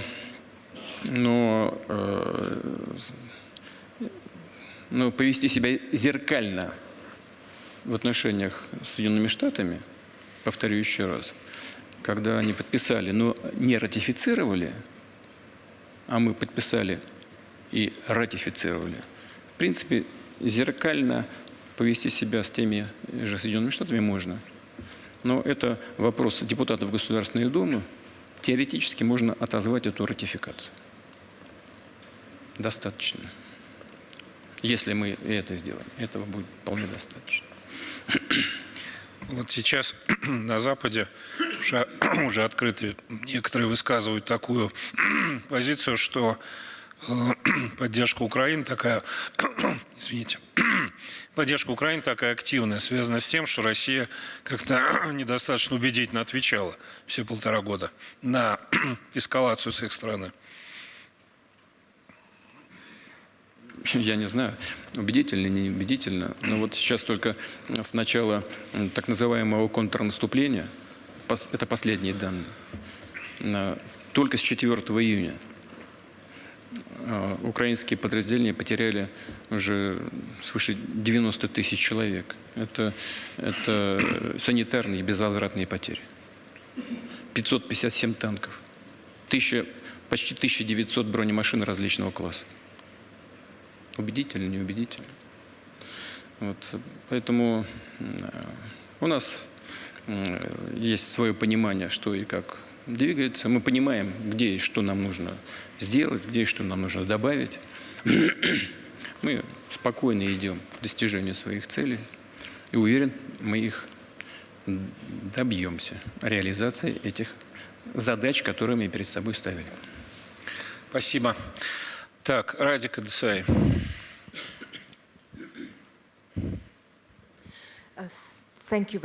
Благодарю вас, господин президент Путин. Благодарю вас за очередное, я бы сказала, исторически важное и вдумчивое выступление. Я всегда очень впечатлена, когда я вас слушаю. У меня есть вопрос и личная просьба. Вопрос касается моей страны, Канады. Как вы знаете, парламент Канады только что выставил себя на посмешище, когда они аплодировали украинскому нацисту, ветерану в парламенте Канады.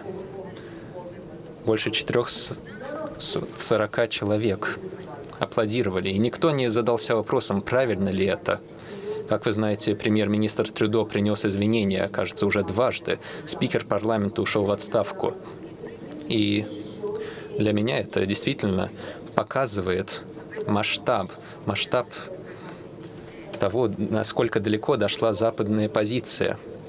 Они настолько сосредоточены на своих невежественных понятиях, что они даже забыли, сколько Россия сделала для того, чтобы нанести поражение нацизму. Они не понимают, что если бы не вклад России, то Вторая мировая война завершилась бы по-другому, победы бы не было. Они забыли, сколько Россия сделала для победы. Потеряно 30 миллионов жизней, огромная цифра. Сложно даже представить себе этот масштаб. Могли бы вы это прокомментировать? Что вы об этом думаете? И моя личная просьба к вам. Мне это касается лично, и извините, если я что-то неправильно произнесу, но это касается моего друга многих из нас здесь, и моего мужа Дмитриса Константопулоса. И это опрос Каберлицкого. Как вы знаете, его задержали, и он обеспокоен своим личным состоянием. И у меня есть несколько причин, почему я об этом говорю. Подписано несколько петиций в западных странах. По этому делу, конечно, много говорится, но мы не подписываем эти петиции, потому что мы не согласны с их содержанием, потому что они полностью антироссийские.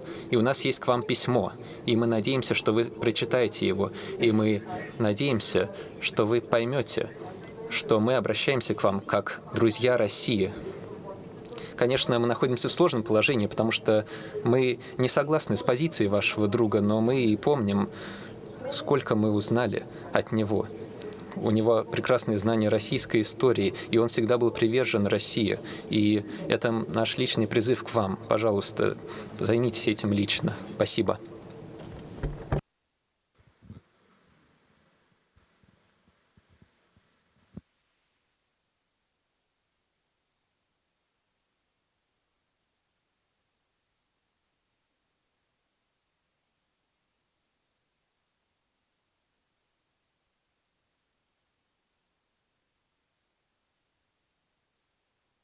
Вы знаете, я, честно говоря, в деталях не знаю, кто такой Кагарлицкий, вот как мне коллега подсказывает.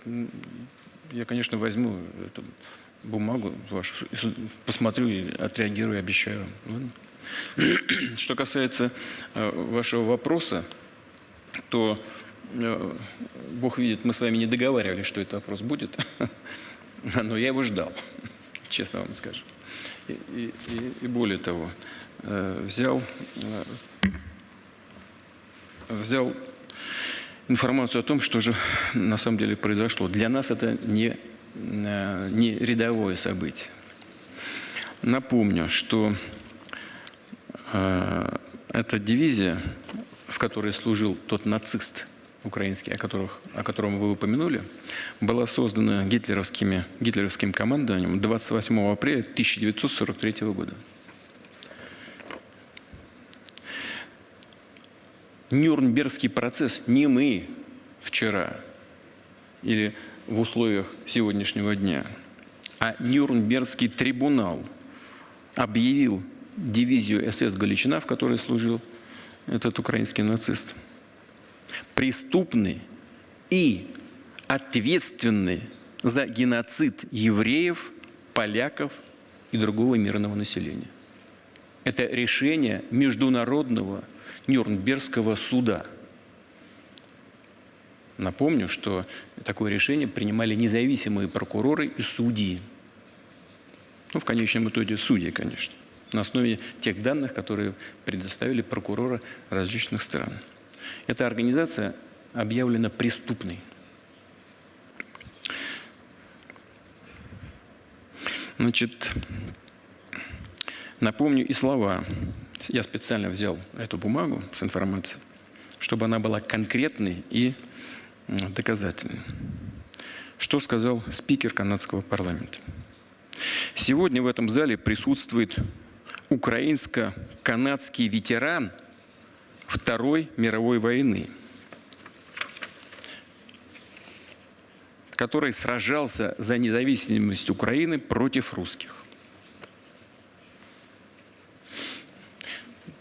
Я горжусь тем, что могу сказать, что он герой Украины и герой Канады. И мы благодарны ему за службу. Во-первых, если спикер канадского парламента говорит о том, что во время Второй мировой войны этот канадско-украинский или украино-канадский нацист сражался против русских во время Второй мировой войны, он не может не понимать, что он сражался на стороне Гитлера, а не на стороне его собственной родины, Канады. Или был фашистским коллаборационистом. В любом случае сражался на стороне нацистских войск. Допустим, он этого не знает. Я ни в коем случае не хочу обидеть чувства канадского народа. Мы относимся к Канаде, несмотря ни на что, с уважением, особенно к людям. Но если он не знает, что во время войны против России сражался Гитлер и его приспешники, то он идиот.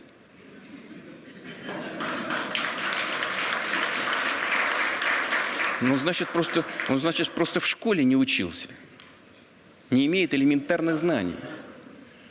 А если он знает, что этот человек сражался на стороне Гитлера, и называет его героем Украины и героем Канады, то он негодяй. Или так, или так.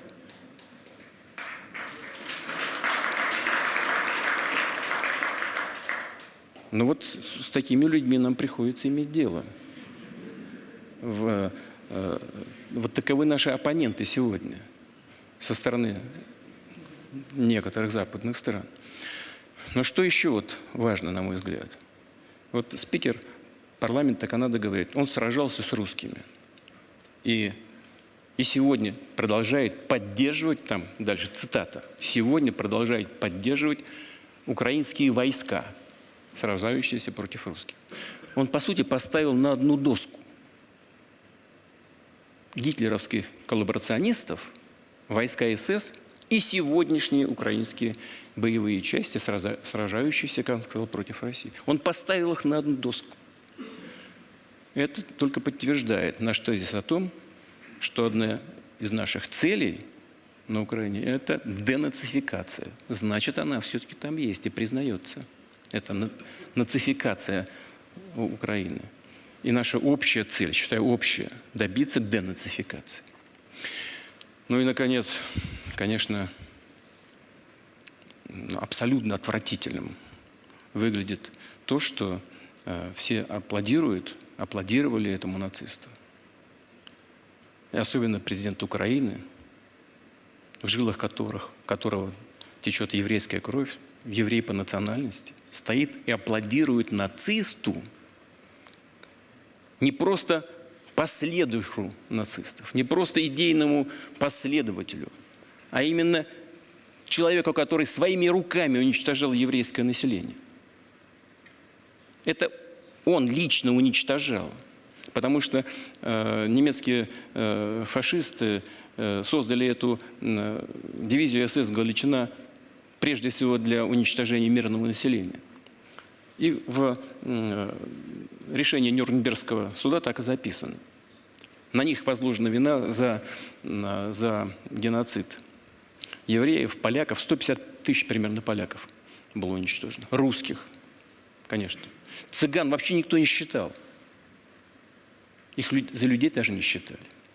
Значит, 1,5 миллиона человек евреев уничтожено на Украине. Только вдумайтесь в эту цифру. А что, разве не было этого? А что, разве никто этого не знает? Да все знают. Все знают. Разве не было Холокоста? И когда президент Украины рукоплещет человеку, который лично своими руками уничтожал евреев на Украине, он что, хочет сказать этим, что Холокоста не было? Ну разве это не отвратительно? Все средства хороши. Только бы они боролись против России. Такие люди. И все средства хороши, если используются в борьбе против России. Но я могу представить себе, что есть просто непреодолимое желание победить Россию на поле боя, добиться ее стратегического поражения. Но разве можно это делать такой ценой? Мне кажется, что это вот это просто в высшей степени отвратительно. И очень рассчитываю на то, что ну, не только мы здесь вот в узком кругу на Валдайском клубе будем об этом говорить, но что все-таки как-то общественные организации, те, кому не безразлично будущее человечества, все-таки сформулируют свою позицию по этому вопросу ясно, однозначно и с осуждением того, что произошло. Спасибо. Я видел Габор Штир там. Габор Штир, где ты видел, а сейчас потерял. А, вот. Gábor Stier из Венгрии. Я этот раз не буду спрашивать о том, что будет с Одессой. Хотя у нас в Венгрии многие спрашивают, что как будут называть соседнюю страну. С Одессы вы имеете в виду? Нет. А в прошлый раз вы спрашивали, да? Да, что это у меня вопрос. Ну да, пожалуйста, извините. Да. Значит, господин президент, мы знаем, что вы интересуетесь историей. Поэтому сейчас мне хотелось бы подойти к нынешней реальности именно с этой точки зрения. И если говорить об истории, то мы знаем, какое значение для развития России имел тот факт, что Петр Великий открыл окно в Европу, в европейскую часть российской идентичности. Конечно, сейчас Европа находится в упадке и делает все, чтобы Россия ее не взлюбила. Но мне, европейцу, серьезно это страшно слышать заявление о том, что некоторые европейские города надо подвергнуть атомной бомбардировке. Что сегодня иногда слушаю. Что сегодня Европа означает России? Потому что это вопрос не о том, что у нас какие проблемы, о России. Что сегодня означает для России Европа? Отвернется ли Россия полностью от него? И не думаете ли, что было бы ошибкой замуровать это окно? И если уже говорим об истории, тогда еще один вопрос, что если новые российские учебники истории вызвали в Венгрии серьезную дискуссию, точнее строки о 1956 году, описывающие произошедшее как своеобразную цветную революцию. Вы тоже думаете, что 1956 год не был настоящей революцией? И согласны ли вы с другим спорным комментарием в книге о том, что вывод войск из Центральной Европы в 1990 и 1991 годах был ошибкой? Я помню, знаю, что во Владивостоке вы говорили, что ввод танков ошибкой была это в 1968 году и 1956 году. Но если это ошибкой было, тогда как вы думаете, что этот вывод войск – это тоже ошибка? Вы считаете, что это вопрос? Это повод для написания диссертации, наверное. Значит, вы сказали, что не будете упоминать про Одессу, хотя упомянули. Но вот я в прошлый раз воздержался, могу сказать, что Одесса – это, конечно, русский город. Ну вот чуть-чуть еврейский, как вот мы сейчас говорим. Вот чуть-чуть. Вот. Но сейчас не будем на этот счет рассуждать, если вы настроены поговорить на другую тему. Значит, во-первых, окно в Европу. Вы знаете, сейчас вот коллеги говорили, мир меняется. И лазить все время в окно туда-сюда, значит, штаны себе рвать, не самое лучшее занятие. И зачем лезть в окно, когда есть другие двери? Это первое. Второе.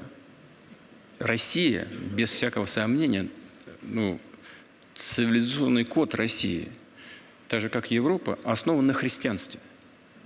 И это, безусловно, нас объединяет. Но мы не собираемся навязывать себя Европе, если она этого не хочет. Мы же не отказываемся. Мы его не захлопываем. Вы сказали, сожалеем мы или не сожалеем. Ну, что нам сожалеть? Это же не мы захлопываем дверь для совместного общения. Это же Европа от нас отгораживается. И создает такой новый железный занавес. Не мы его создаем, а европейцы его создают. Себе в убыток и себе в ущерб. Вот я уже говорил, могу повторить, экономика, скажем, Соединенных Штатов, она растет 2,4%, а экономика Европы в рецессию уходит. Уже ушла. И некоторые деятели европейские, которые точно совершенно не настроены положительно, дружественно как-то к нашей стране, они дают правильный диагноз. Благополучие было основано на дешевых энергоносителях из Европы и на освоении китайского рынка. Благополучие Европы было основано на этих факторах. Ну, конечно, высокие технологии, трудолюбивый, дисциплинированный рабочий класс, талантливые люди. Все это, безусловно, так. Но есть фундаментальные факторы, от которых сама Европа отказывается. Я вот в вступительном слое говорил о суверенитете. Вы понимаете, в чем дело? Ведь суверенитет имеет многовекторные измерения. Вот мы почему все время говорим, и я все время говорю, что Россия не может существовать как несуверенное государство. Она просто перестанет существовать совсем. Потому что дело не только в вопросах военной и другой безопасности.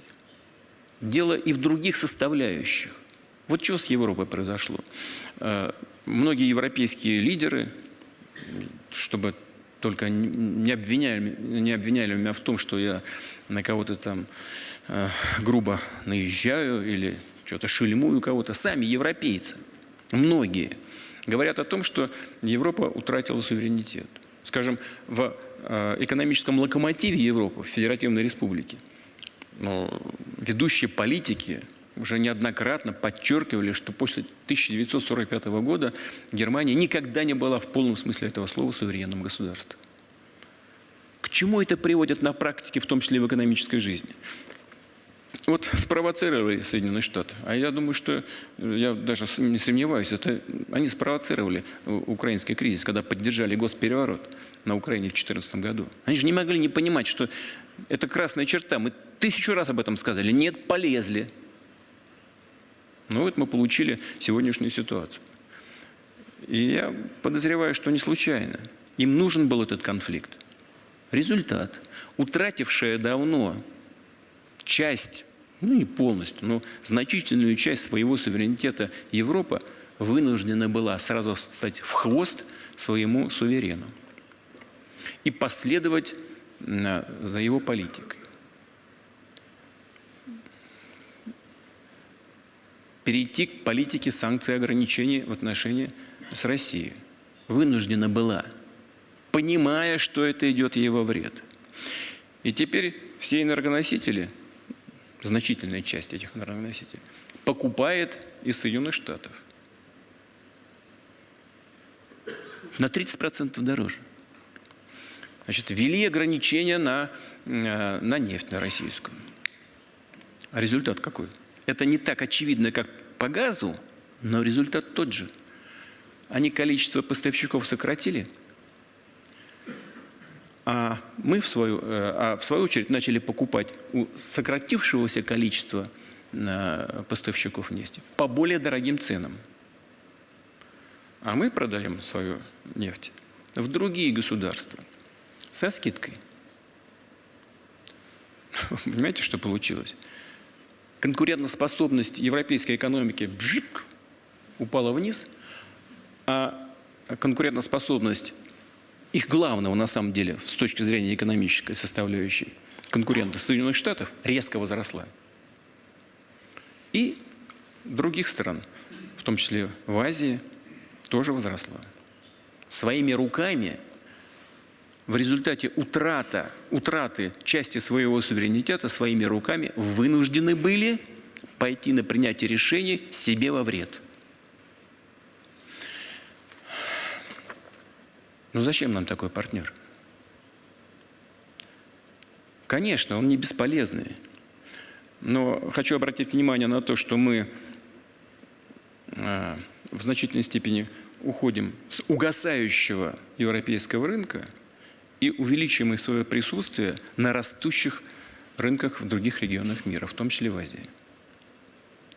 В то же время, конечно, нас с Европой связывают многочисленные, вековые связи в области культуры, образования. Повторяю, все это основано на христианской культуре. Но и здесь европейцы нас не очень радуют. Они уничтожают свои корни, основанные на христианской культуре. Они их просто вырывают беспощадно. Поэтому мы не собираемся ничего закрывать, ни окон, ни дверей, но мы не собираемся ломиться туда, в Европу, если Европа этого не хочет. Хочет, пожалуйста, мы будем работать вместе, пожалуйста. Но мне кажется, можно говорить бесконечно, но основные моменты я на мой взгляд, отметил.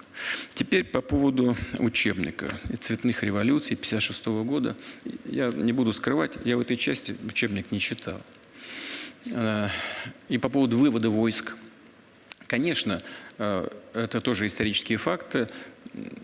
И тогда, в 1956 году, многие западные страны разжигали проблемы, которые имели место быть. В том числе это связано было и с ошибками тогдашнего венгерского руководства.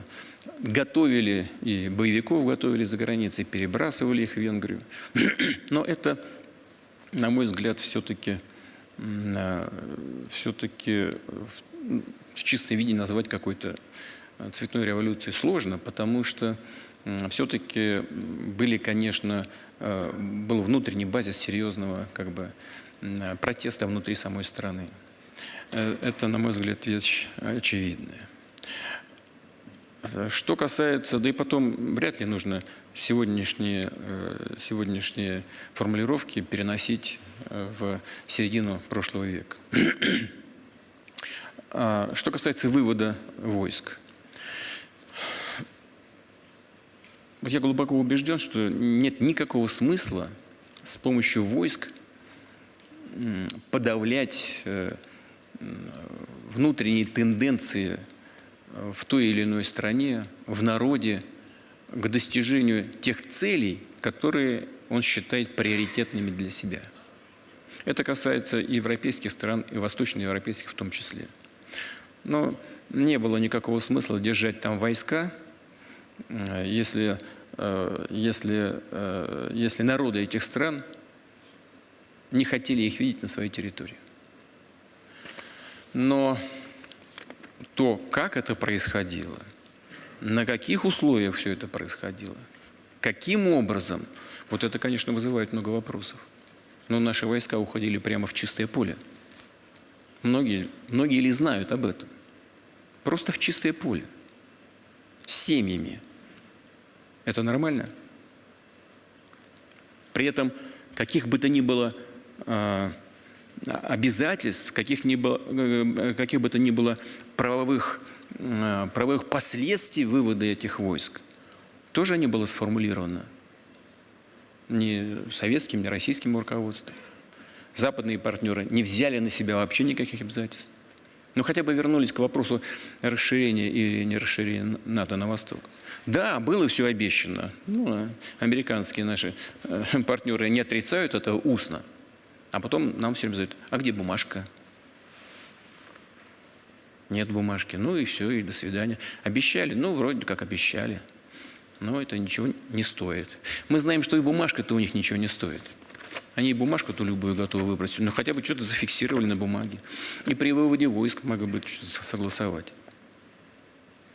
Согласовать вопросы обеспечения безопасности в Европе. Добиться какой-то новой конструкции в Европе. И вот у той же немецкой социал-демократии, у господина Эгона Бара были предложения, я уже об этом как-то говорил, создать новую систему безопасности в Европе, которая включала бы и Россию, и те же Соединенные Штаты, и ту же Канаду, но не НАТО, но вместе со всеми, для Восточной и Центральной Европы. И, на мой взгляд, это бы решило многие проблемы сегодняшнего дня. А он тогда сказал, умный был дед, точно сказал, он говорит: иначе вы увидите, все будет то же самое, только ближе к России. Немецкий политик. Опытный, грамотный и умный человек был. Никто его не послушал. Ни советское руководство, ни тем более на Западе и в Соединенных Штатах. Ну вот мы сейчас имеем то, что он говорил. Понимаете? Поэтому вывод войск, да, держать было бессмысленно.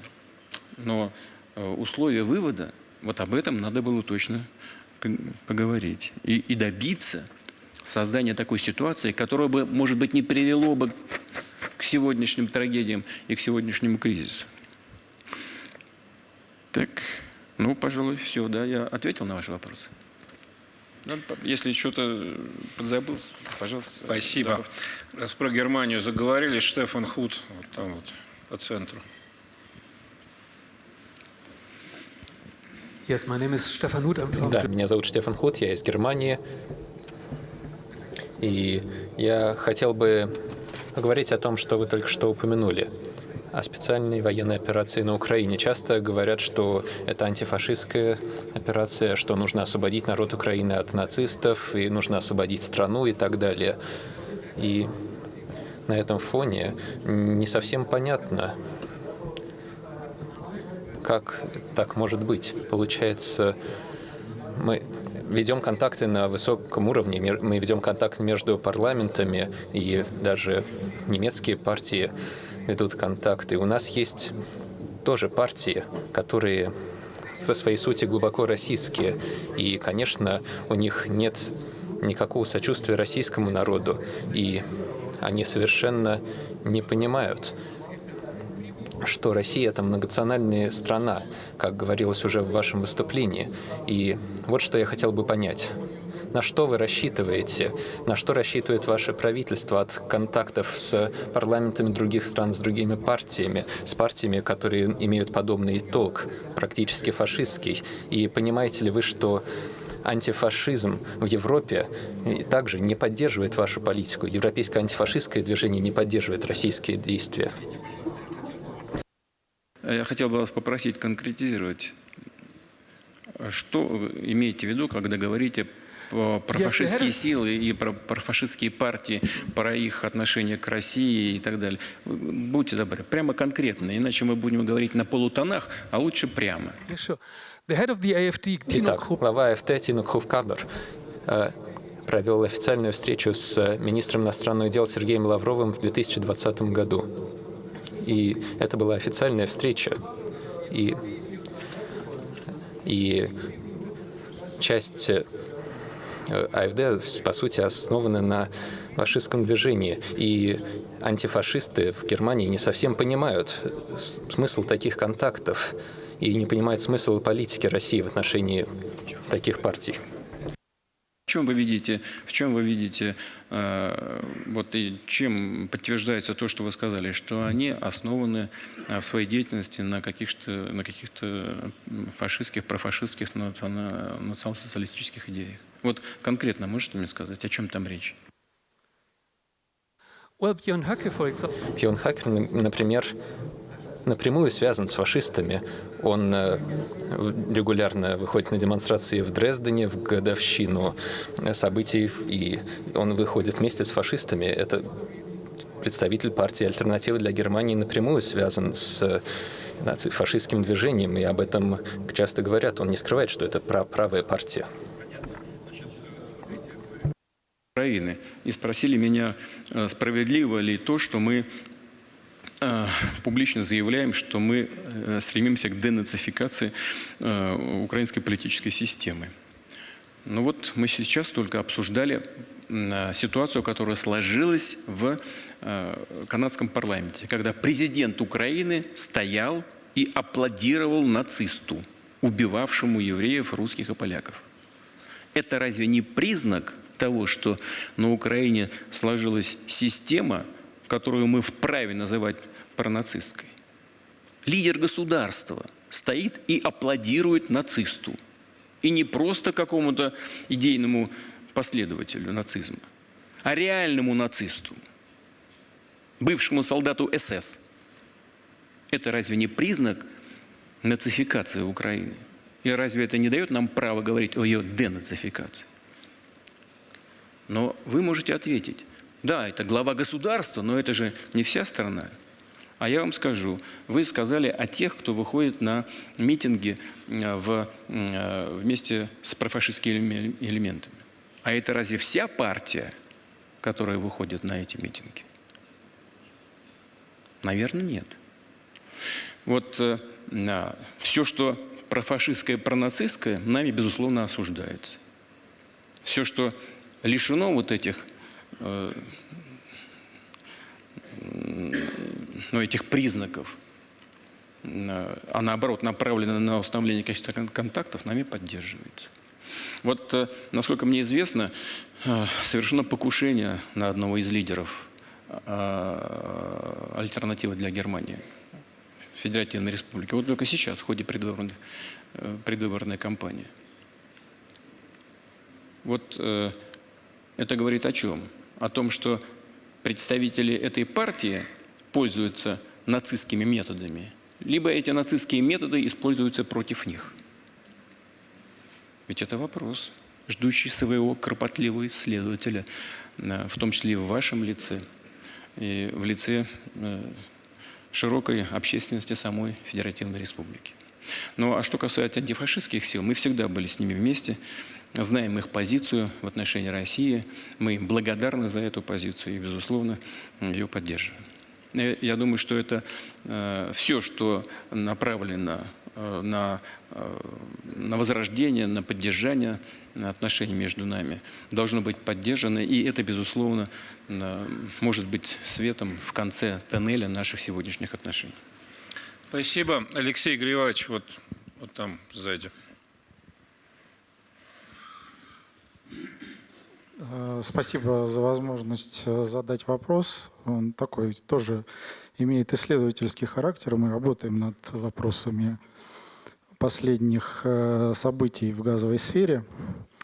Вот ровно год назад, ну, чуть больше, мы все были свидетелями невероятного акта, беспрецедентного акта международного терроризма против критической инфраструктуры трансграничной европейской. Я имею в виду взрывы северных потоков. Вы много комментировали эту тему, в том числе ту демонстративную халатность европейских следователей и политических деятелей в оценке этой ситуации. Мы, можно сказать, видим блестящее отсутствие всякой четкой реакции, осуждения этого факта со стороны руководства, например, там, канцлера Шольца или президента Макрона, хотя компании этих стран, можно сказать, прямо пострадали от этих действий, так как являлись и являются акционерами, совладельцами этих активов и соинвесторами этих проектов. Вот. Но при этом в последнее время появились многочисленные сливы, которые прямо или косвенно пытаются возложить вину, якобы следствие приходит к таким выводам, что за этими актами, деяниями стоят украинские товарищи. В этой связи у меня два вопроса к вам. Первый.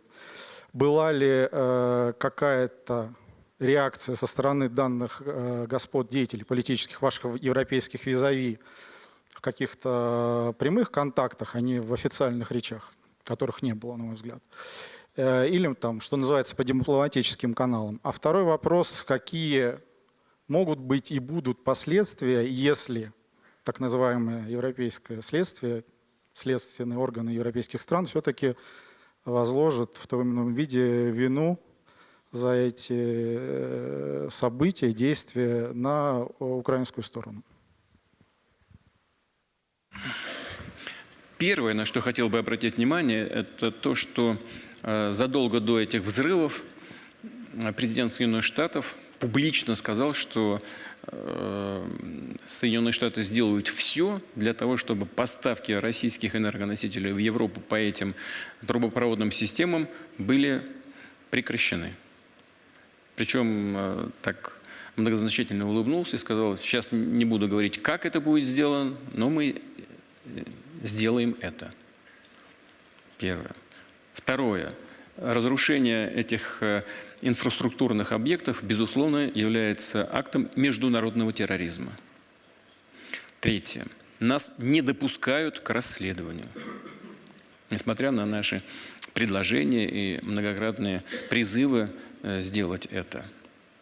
Далее. Результатов расследований нет. И, судя по всему, не будет. И, наконец, в ответе на вопрос, а кто же виноват, всегда нужно ответить на вопрос, кто заинтересован в этом.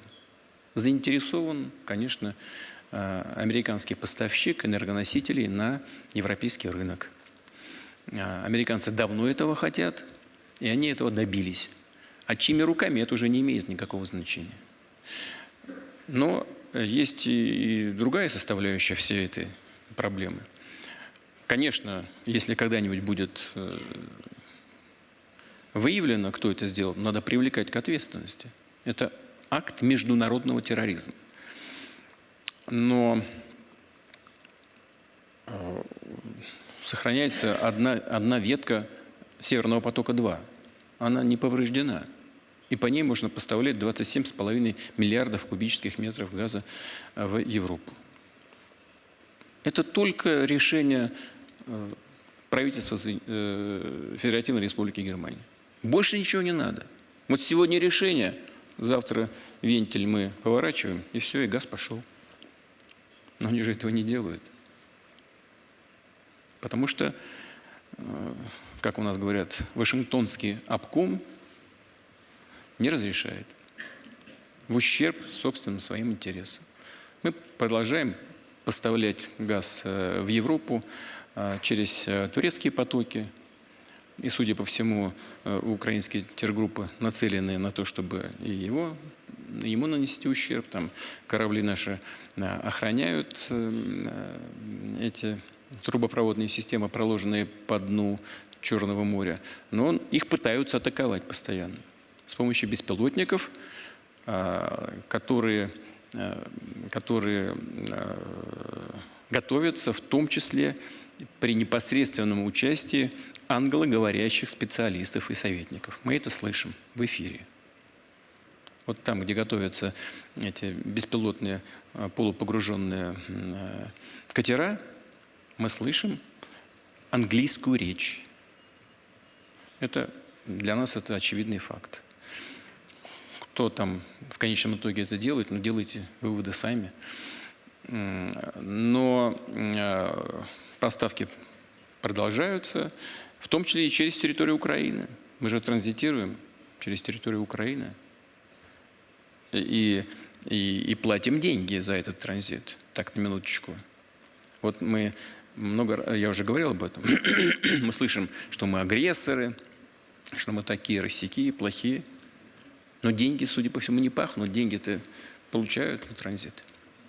С удовольствием кассируют это все. И все. Вот. Поэтому мы ведем себя открыто, транспарентно. Мы готовы к сотрудничеству. Но не хотят, не надо. Будем увеличивать количество производимого и продаваемого сжиженного природного газа. Будем на другие рынки отправлять, будем строить новые трубопроводные системы туда, где наш продукт хотят видеть, где он является абсолютно конкурентоспособным и поднимает конкурентоспособность экономик тех стран, я уже об этом говорил, куда наши продукты поступают. Ну а что касается расследования, посмотрим. Но в конечном итоге шило в мешке, как у нас в народе говорят, не утаить. В конечном итоге все-таки будет ясно, кто это сделал. Владимирович, вот вы сами упомянули по поводу транзита через Украину. Вот у нас часть общественности недоумевает. А мы зачем это делаем-то? И вот эти деньги, чтобы они мы им зачем платим? Мы деньги платим, потому что это транзитная страна. А поставляем транзитом через Украину только потому, что мы исполняем свои контрактные обязательства перед нашими контрагентами в Европе. Но это же укрепляет обороноспособность нашего противника. Но это укрепляет и наше финансовое состояние. Мы же деньги за это получаем. Понятно. Спасибо. Так, Магомед Иксан вот давно тянет. Thank you so much. Благодарю вас. Для меня большая честь и отличная возможность услышать ваше выступление. Хотел бы переключиться на Ближний Восток, отойти от темы международной системы и Украины. Я из Ирака, и вскоре премьер-министр Ирака приедет с визитом в Москву. И я благодарен вам за то, что вы примете его лично. И сейчас есть многочисленные проблемы с связанные с нашей страной, и у нас работают Роснефть и Газпром. Они вложились на большие суммы в Ирак и в Курдистан, в частности. И считаете ли вы, что сейчас существует возможность помочь сторонам конфликта в Курдистане достичь мирного решения и мирно разрешить все проблемы, которые сейчас существуют? Поскольку в регионе есть и другие страны, которые хотели бы, например, наоборот, хотели бы эскалации конфликта, хотели бы подлить масло в огонь. И сейчас также хотел бы сказать, что к концу 2023 года мы уже подошли. И не думаете ли вы, что пришло время лично помочь всем сторонам конфликта в Сирии, в том числе и говорить и с правительством, и с курдами, и с региональными силами, и всеми региональными сторонами, и, наконец-то, положить конец этому конфликту. Тысячи сирийцев покинули свои дома, они подвергаются унижениям, и на горизонте еще не видно мирного решения конфликта. И я думаю, что никто, кроме вас, сейчас не может этого сделать. Большая часть сторон конфликта уважают Россию, уважают президента Путина. У вас очень хорошие отношения с ними. И я думаю, уже пришло время не то что вмешаться, а выступить посредником между всеми сторонами в Сирии. Большое спасибо. Сказали, что у нас даже стороны конфликта в некоторых государствах Ближнего Востока, в том числе в Сирии, уважают, относятся к нам с уважением. Могу вам сказать, это потому, что мы сами с уважением относимся ко всем. И мы, что касается Сирии, являемся сторонниками мирного процесса, в том числе и под эгидой Организации Объединенных Наций. Но мы не можем подменить собой договаривающиеся стороны. Мы можем только создать условия и в известной степени, если это будет приемлемо для всех, выступить гарантами этих договоренностей. В том числе при участии наших непосредственных партнеров по этому процессу, имею в виду Иран и Турцию, в рамках Астанинского процесса. Мы это делали, все это имело положительные последствия, и сейчас все, что достигнуто, достигнуто, слава Богу, немало, имею в виду прежде всего прекращение огня, и созданы условия для мирного процесса. Это все было сделано нами и нашими партнерами при доброй воле руководства Сирии. Но, конечно, нужно еще немало сделать. Мне кажется, что вот вмешательство извне и попытка создать какие-то квазигосударственные объединения на территории Сирии, они ни к чему хорошему не приводят. И вытеснение арабских племен, которые традиционно проживали на определенных территориях с целью создания этих квазигосударственных образований, это тяжелая история, которая может привести к затягиванию конфликта. Но мы, тем не менее, готовы всячески способствовать увеличению уровня доверия, в том числе между центральными властями Сирии и курдами, проживающими на востоке страны. Это сложный процесс. И здесь, вот знаете, я стараюсь быть очень аккуратным, потому что каждое слово имеет значение. Это первое. Второе, что касается Ирака. У нас очень добрые отношения с Ираком. И мы приветствуем визит премьер-министра Ирака в Россию. И действительно много вопросов, которые представляют взаимный интерес. И, конечно, прежде всего они лежат в сфере энергетики. Но есть и еще один вопрос очень важный в экономической сфере – это логистика. Я сейчас не буду вдаваться в детали, но мы знаем, что существует несколько вариантов развития логистических транспортных направлений по территории Ирака. В целом они все нас устраивают. Надо только выбрать наиболее оптимальные проекты. Мы готовы принять участие в их реализации. Господин премьер-министр приедет, и мы с удовольствием обсудим все эти вопросы, в том числе и касающиеся региональной безопасности и безопасности внутри самого Ирака. Мы на протяжении многих-многих десятилетий поддерживали самые близкие, тесные и доверительные отношения с Ираком. У нас там очень много друзей. И мы хотим и стремимся к тому, чтобы в стране наступила ситуация стабильности, и на основе этой стабильности развивалась экономика и социальная сфера. Мы ждем приезда господина премьер-министра. Уверен, что этот визит будет очень продуктивным и является своевременным. Спасибо. Тайсуки Абиру, пожалуйста, вот здесь.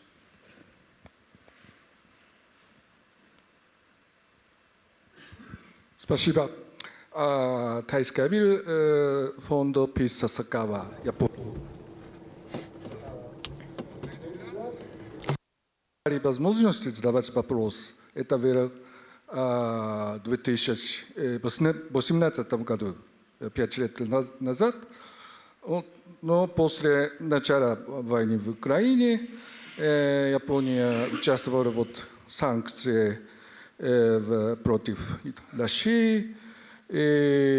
Россия объявила о приостановке переговоров о заключении мирного договора между двумя странами, о результате чего Япония, российские отношения зашли в тупик.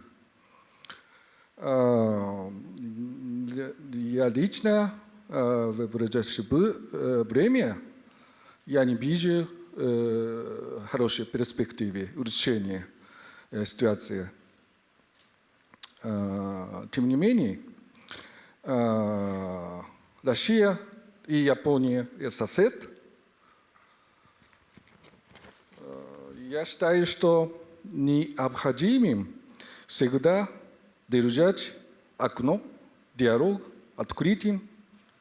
В этом смысле я считаю, что давно настало время возобновить диалога между нашими странами на уровне, по крайней мере, тракции, то есть на уровне экспертов.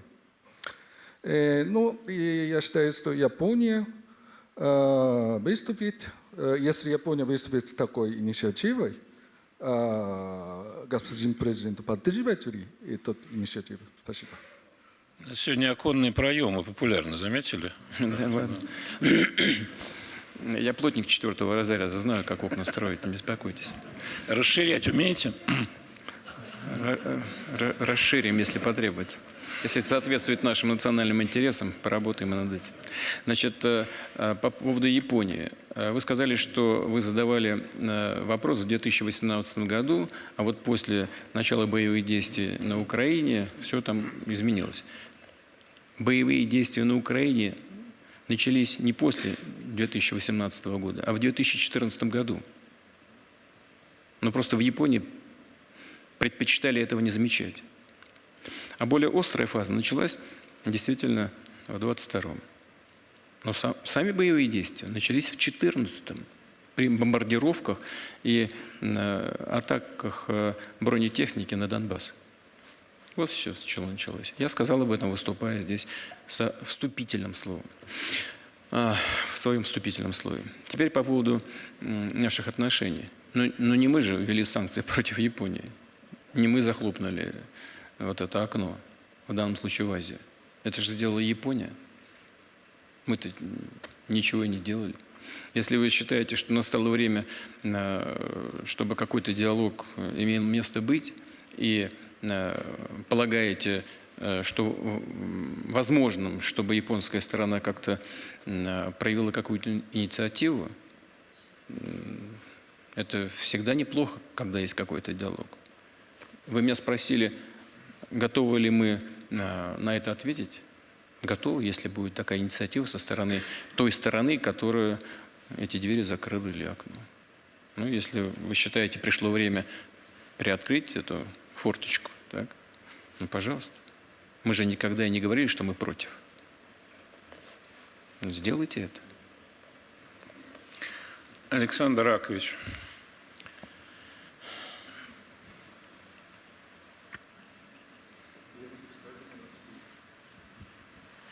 Dear Mr. President, Ваше превосходительство, я историк из Белграда, Сербии. Для меня привилегия быть здесь.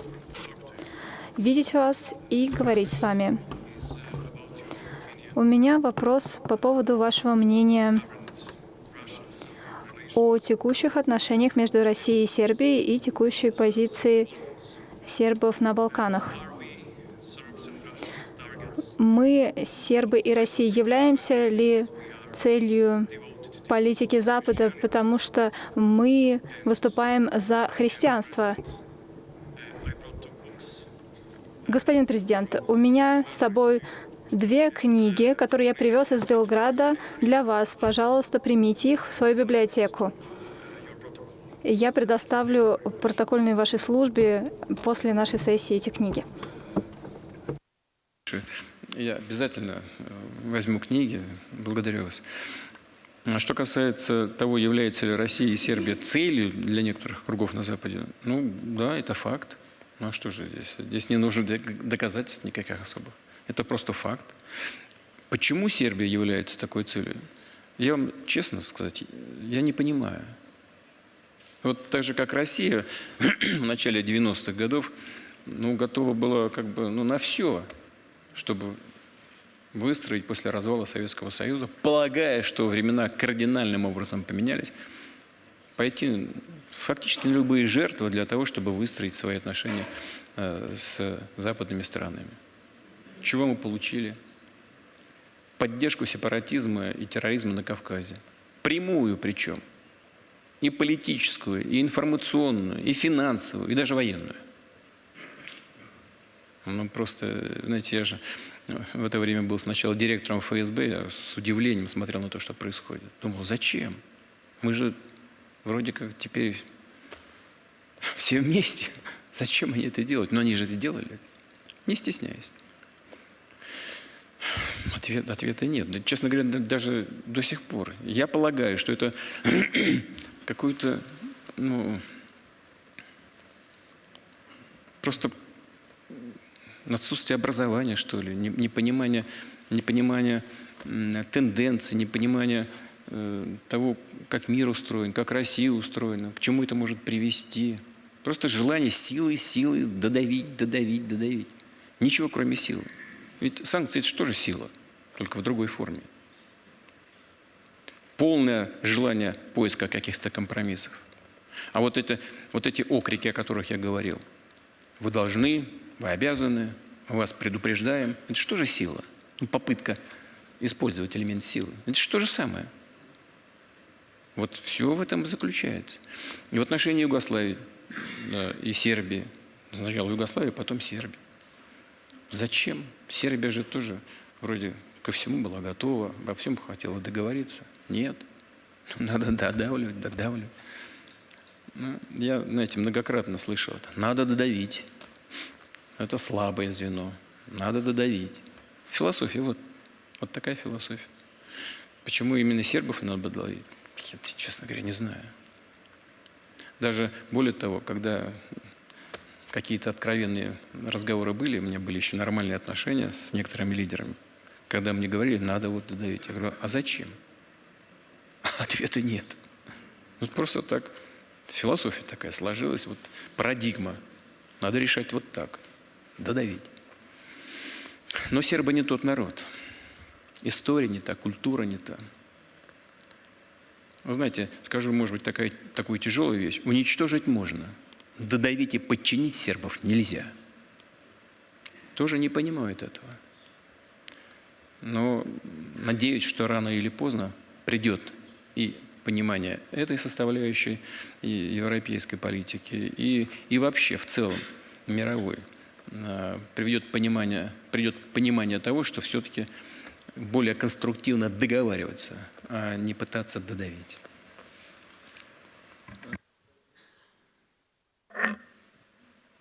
Вот здесь, да.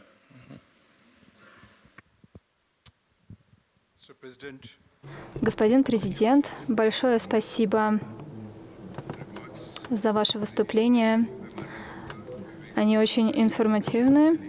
Я из Нью-Дели. Большое спасибо за позитивную оценку роли Индии. У меня вопрос по группе 20. Была выработана декларация группы 20. Мы очень признательны вам за работу. В группе 20 также есть некоторая отсылка. Один мир, одна семья, одно будущее, которое связано с цивилизационным подходом, как мне кажется, о котором вы говорили. Так же, как и российская цивилизация, вы продвигаете подход российской цивилизации, и также Индия себя описывает, себя называет цивилизационным государством, государством цивилизаций.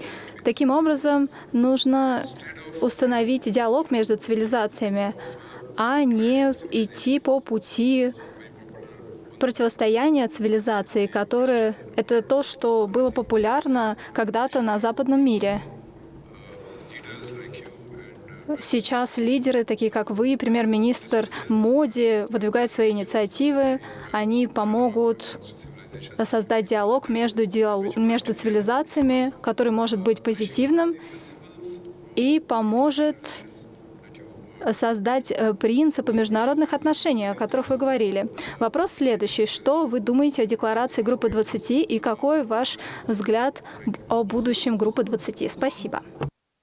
Прежде всего хочу подтвердить то, что вы сказали в отношении индийской цивилизации, российской цивилизации. Именно об этом я и говорил в своем вступительном слове. Индия, безусловно, древнейшая мировая цивилизация. Мощная, огромная и с огромным потенциалом. Россия тоже отдельная цивилизация. Смотрите, у нас свыше 190 народов, национальностей, этносов в России проживает. Более 270 языков и наречий. Ну, конечно, разве это не цивилизация? И Индия многоконфессиональная, многонациональная страна, огромная просто. И нам между всеми цивилизациями, это не единственные мировые цивилизации, надо наладить диалог, баланс интересов и механизмы соблюдения этого баланса. Что касается работы «двадцатки», то, безусловно, это успех индийского руководства и лично премьер-министра господина Моди. Это успех, и индийское руководство смогло найти и добиться этого баланса, в том числе в декларации. Замкнутые какие-то объединения, они не имеют большой перспективы. И баланс-то меняется. Но в чем, мне кажется, успех двадцатки в Индии? В том, что все-таки премьер-министру удалось деполитизировать решения, которые принимались на двадцатке. И это единственный правильный подход, потому что двадцатка и создавалась когда-то как площадка для обсуждения экономических, а не политических вопросов. И политизация двадцатки – просто верный путь к ее самоликвидации. А индийскому руководству удалось этого избежать. И это, безусловно, успех.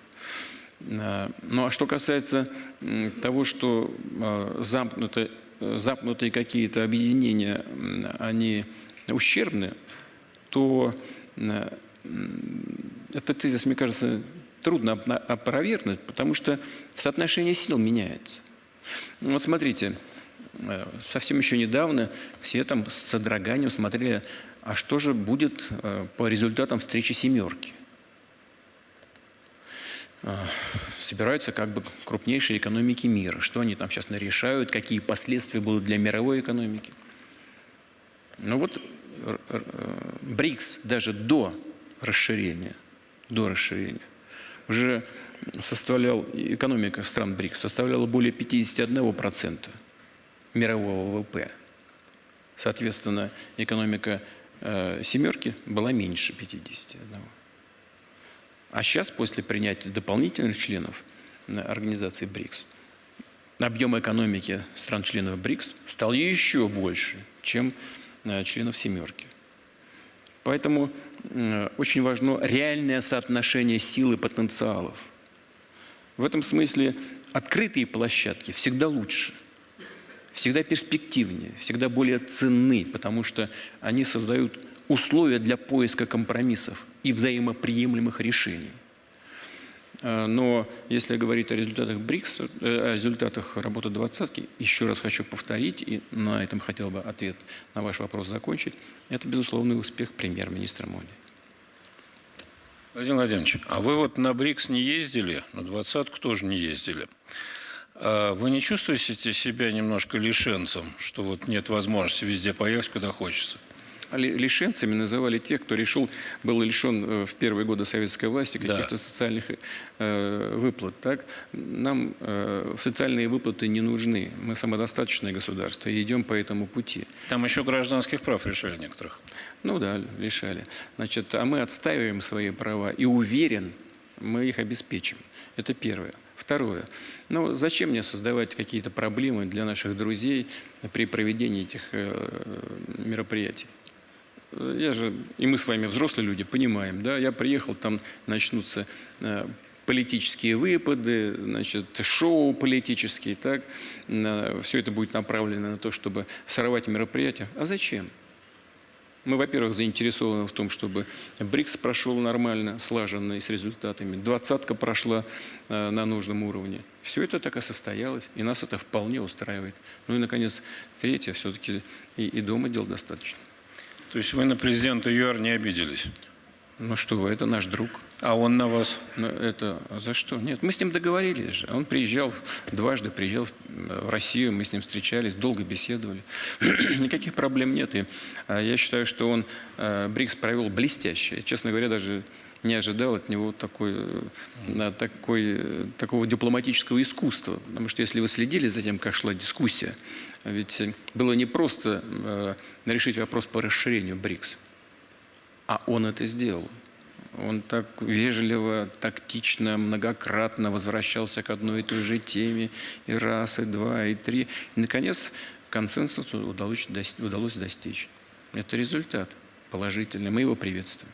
В следующем году вы будете на его месте? Вы уже знаете, кого принимать будем? Ну, в следующий год, да, мы председательствуем в БРИКСе. И, конечно, мы будем стремиться к тому, чтобы принять эстафетную палочку от Южной Африки. Мы впервые будем проводить саммит с участием новых членов организации.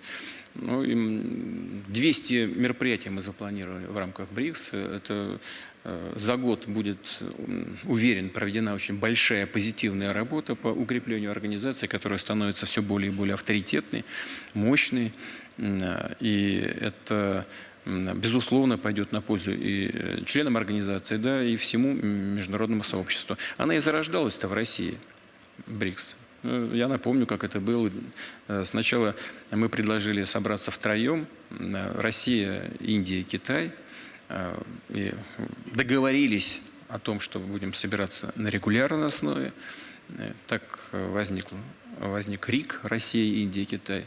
Потом Бразилия изъявила желание и готовность присоединиться к этим дискуссиям. БРИК получился. А потом Южная Африка, South Africa. И получился БРИКС.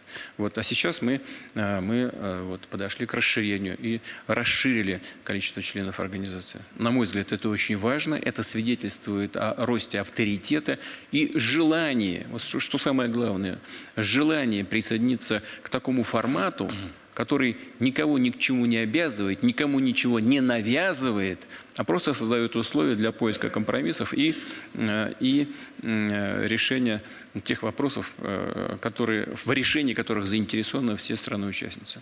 Мы этому рады, считаем, что это позитивный процесс. Алжир возьмем? Алжир наш друг, безусловно, традиционный друг в арабском мире, на севере Африки.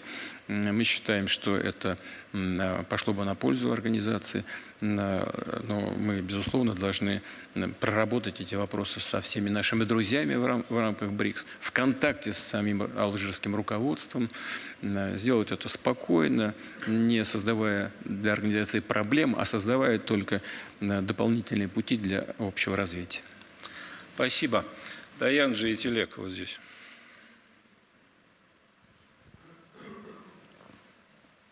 Thank you, Mr. President. Спасибо, господин президент. Я представляю Шри-Ланку. Я был послом в Российской Федерации. Западный блок решил оснастить Украину дальнобойными ракетами, которые могут достигнуть территории Российской Федерации. А также они хотели предоставить F-16. Очевидно, что вы сейчас столкнулись с войной, с империализмом, прокси-войной. И, как вы уже сказали, здесь есть и нацистские элементы. С исторической точки зрения, господин президент, с империализмом боролись на поле боя. Это и китайские коммунисты, коммунисты в Северной Корее и Вьетнаме. Они одержали победу над Соединенными Штатами. Что касается империализма, его критиковал больше всего Ленин. Вопрос в следующем. Перед лицом этого вызова, этой угрозы со стороны этих сил, возможно, пришло время провести переоценку 1917 года, потому что китайцы, вьетнамцы и северокорейцы были детьми этого года. Не считаете ли вы, что пришло время пересмотреть события этих лет, а также отношения США со своими союзниками и Францией, и также с Китаем во время китайской революции? Вот мой вопрос. Прошу прощения, уточните, пожалуйста. Возьмите микрофон, пожалуйста. Пересмотреть что и кому, что надо пересмотреть? У вас такой сложный вопрос, начиная с 1917 года. Если я, может быть, правильно понял, коллега спрашивает, не пора ли пересмотреть в сторону более позитивную отношение к революции, коммунистам и вот тому периоду нашей истории? Пересмотреть именно отношение к периоду нашей истории 1917 года? Ну, 17-го и далее. Я, извините, что я трактую, но я так понял. Да. Но зачем трактовать, когда есть автор этого вопроса? Позвольте разъяснить кратко, о чем я говорю. Поскольку мы подвергаемся нападкам империализма и элементов фашизма, и поскольку в истории уже были случаи успешной победы в Китае, в Корее, во Вьетнаме, победы над империализмом, и тексты про империализм писал Ленин, возможно, уже пришло время меньше критиковать события 1917 года и восстановить исторический статус тех событий, и как и французской революции, американской и китайской революции. Меньше критиковать события тех лет, в том числе и в самой России, я так понимаю. Да, вы правы в том смысле, что нужно меньше заниматься критиканством, а больше заниматься таким глубоким, в данном случае даже научным анализом реалий, которые происходили в то время, которые происходят сейчас. Да, вы правы. Единственное, что это нужно давать такие глубокие оценки, в том числе оценки, связанные с идеологизацией. Это сейчас я буду говорить собственное мнение. Каждый из здесь присутствующих может поспорить с ним. Нужно давать и правильные оценки идеологизации межгосударственных отношений и геополитических интересов. Кроме отношений между классами, отношений в рамках так называемой классовой борьбы, мы не придавали значения, и даже после событий 1991 года, после развала Советского Союза, мы еще находились в парадигме классовых отношений, идеологических отношений. И не замечали, что есть чисто геополитические интересы. Вот отношения с Китайской Народной Республикой Запада. Был момент, когда пытались, и не безуспешно, стравливать Китай и Советский Союз, и Россию. Потому что Китай был сам слабый, не страшно. Теперь, когда Китай начал расти, его под руководством той же Компартии и сегодня председателя Си Цзиньпиня мощь возрастает чуть ли не каждый день. Ну, все, теперь уже идет возврат к... И тогда, когда пытались его использовать, Китай, тогда забыли про все идеологические разногласия. А сейчас опять их возрождают. Но, по сути-то, в основе своей, в основе политики США в отношении Китая страхи геополитического характера. Мощь, растущая мощь Китая, вот что пугает. А не то, что там какие-то права человека нарушаются или права национальных меньшинств. Разве это кого-то беспокоит реально? Нет, это только инструмент борьбы с Китаем. Вот и все. То же самое в отношении России. А в целом, глобально, ну да, нужно давать такие общие, более глубокие оценки. И во всяком случае, я с вами соглашусь в том, что огульно там все выбрасывать на свалку истории, все, что происходило под руководством коммунистических партий того времени, о котором вы сказали, конечно, огульно все это мазать одной краской, это нецелесообразно и даже вредно. Вот в этом смысле я с вами согласен. Ну, раз про Китай заговорили, господин Люган, вот. Господин президент, я представляю Институт Синьхуа из Китая. В последних встречах Валдайского клуба мы говорили о БРИКС, и это очень важно. Мы также видели, что после того, как США и некоторые страны Запада эскалировали санкции против России, глобальный Юг не последовал их примеру и проявил стратегическую независимость. В ходе саммита БРИКС в августе этого года 6 стран стали новыми членами БРИКС, и глобальный Юг вышел на новый уровень своей истории сотрудничества. Китай и Россия – важные развивающиеся экономики. И что могут сделать наши страны для расширения сотрудничества в рамках глобального Юга? Какие основные направления, которые необходимо укрепить? И что нужно сделать перед лицом новых санкций Соединенных Штатов и некоторых стран Запада? Что еще может сделать Россия, чтобы справиться с этим вызовом? Спасибо. Уже сегодня сотрудничество России и Китайской Народной Республики, безусловно, является очень важным, стабилизирующим международную жизнь фактором. Это первое. Второе. Для того, чтобы это влияние росло, прежде всего нужно обратить внимание на сохранение темпов нашего экономического роста. Вот я уже сказал, в этом году в России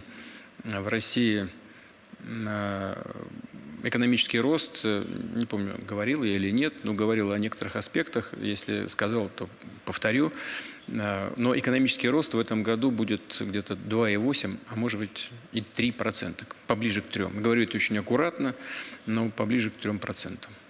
И для нашей экономики, для той структуры, которую имеет Россия экономической, это хороший результат. Мы полностью преодолели спад прошлого года и набираем темп. В Китае рост, насколько мне известно, составит уже 6,4%. Это очень хороший показатель. Кто бы и чего бы ни говорил по поводу снижения темпов роста китайской экономики, все это болтовня и досужие разговоры, потому что Китай обеспечивает эти высокие темпы и на самом деле является одним из ведущих локомотивов мировой экономики.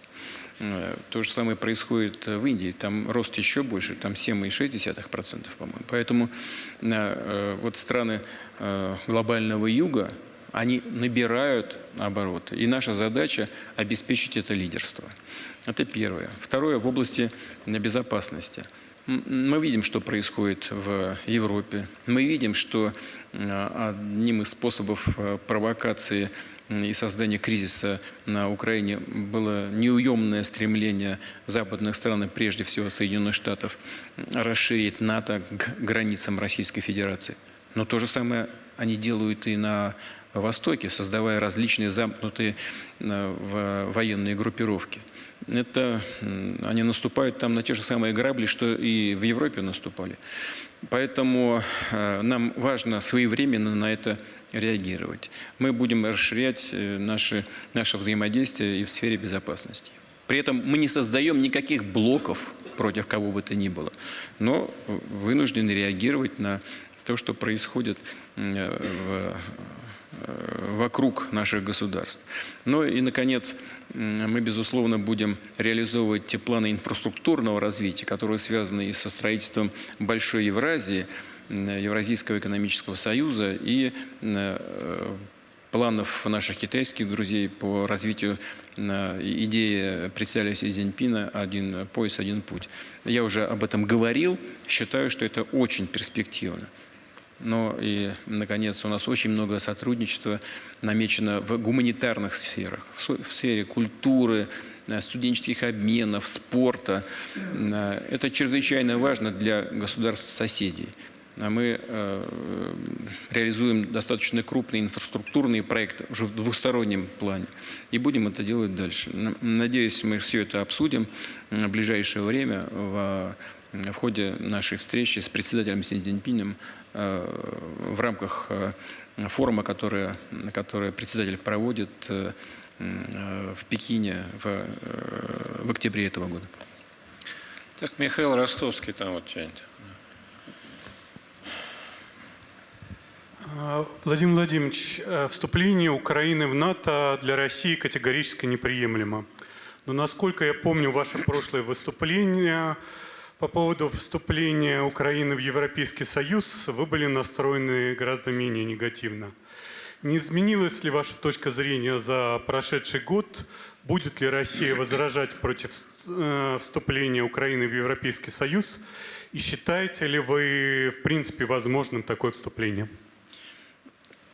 Мы никогда не возражали и не высказывали какой-то негативной позиции в отношении планов вступления Украины в Европейское экономическое сообщество. Никогда.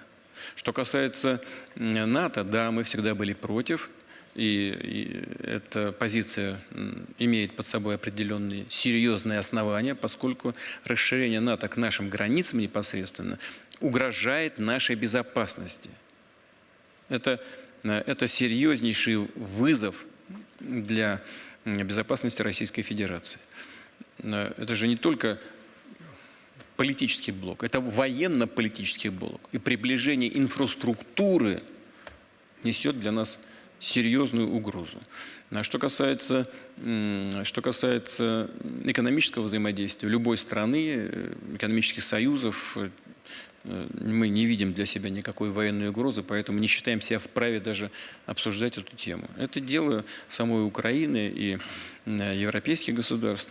В свое время президент Янукович, кстати говоря, не отказываясь от ассоциации с Евросоюзом, сказал, что нужно дополнительно просто проработать эти вопросы, потому что считает, что условия договора о создании этой ассоциации с Евросоюзом оно несет определенные серьезные угрозы для украинской экономики. И на самом деле, если почитать, что там написано было, то он был абсолютно прав. Там открытие границ, создание абсолютно неприемлемых условий для функционирования украинской экономики, украинского реального сектора экономики. Ну, товары-то более конкурентоспособные европейские. Раскрытие украинского рынка для этих товаров было чрезвычайно губительно для реального сектора экономики самой Украины. Втягивание в энергетические структуры Евросоюза тоже лишало Украину определенных преимуществ. Поэтому, если проанализировать только, просто проанализировать объективно, ну, прав был Янукович. Этим воспользовались как поводом для госпереворота. Ну, чушь какая-то, просто, я не знаю, просто повод. не знаю, преступление настоящее. Вот. А сегодня это же уже не актуально, потому что так по большому счету украинская экономика без внешней подпитки существовать тоже не может. Сегодня уже все по-другому. Сегодня, смотрите, там все сбалансировано в целом, внешне. И бюджет сбалансирован на Украине, макроэкономические показатели более-менее выровнены. Но за счет чего? За счет ежемесячных многомиллиардных вливаний. Где-то 4-5 миллиардов ежемесячно по разным каналам, это кредиты, всякие там гранты и так далее, поступают на Украину. Стоит только это прекратить. Все, через неделю все ляжет. Все. То же самое касается системы обороны. Ну, представьте себе, поставки прекратятся завтра. Жить останется неделю только. Когда закончатся боеприпасы. Да они и на Западе кончаются. Я же уже говорил, США производят 14 тысяч снарядов 155-го калибра, а украинские войска в день тратят до 5 тысяч. А там в месяц производят 14. Ну, понимаете, о чем речь? Да, пытаются увеличить производство. Там до 75 к концу следующего года. Но это еще надо дожить до конца следующего года. И в Европе примерно такая же ситуация. Они же сами говорят. Они сказали, что мы все поставили. Всю бронетехнику, боеприпасы. Мы все сделали для Украины. Они же сами сказали, это же не я придумал. Публично заявили. Мы все для этого сделали. Теперь дело за Украиной. Пусть они контрнаступают. А потом в кулуарах добавляют любой ценой. Поверьте мне, я знаю, о чем говорю. Вот они делают это, пытаются делать любой ценой. Вот. Но стоит... Вот это вопрос демилитаризации Украины. Она пытается сейчас что-то еще производить, но уже мало чего получается. Даже эти беспилотные аппараты, и летательные, и, которые по морю передвигаются, все происходит с помощью западных советников и посредников. Вот. Евросоюз готов такую экономику принять в свой состав, флаг в руки и вперед.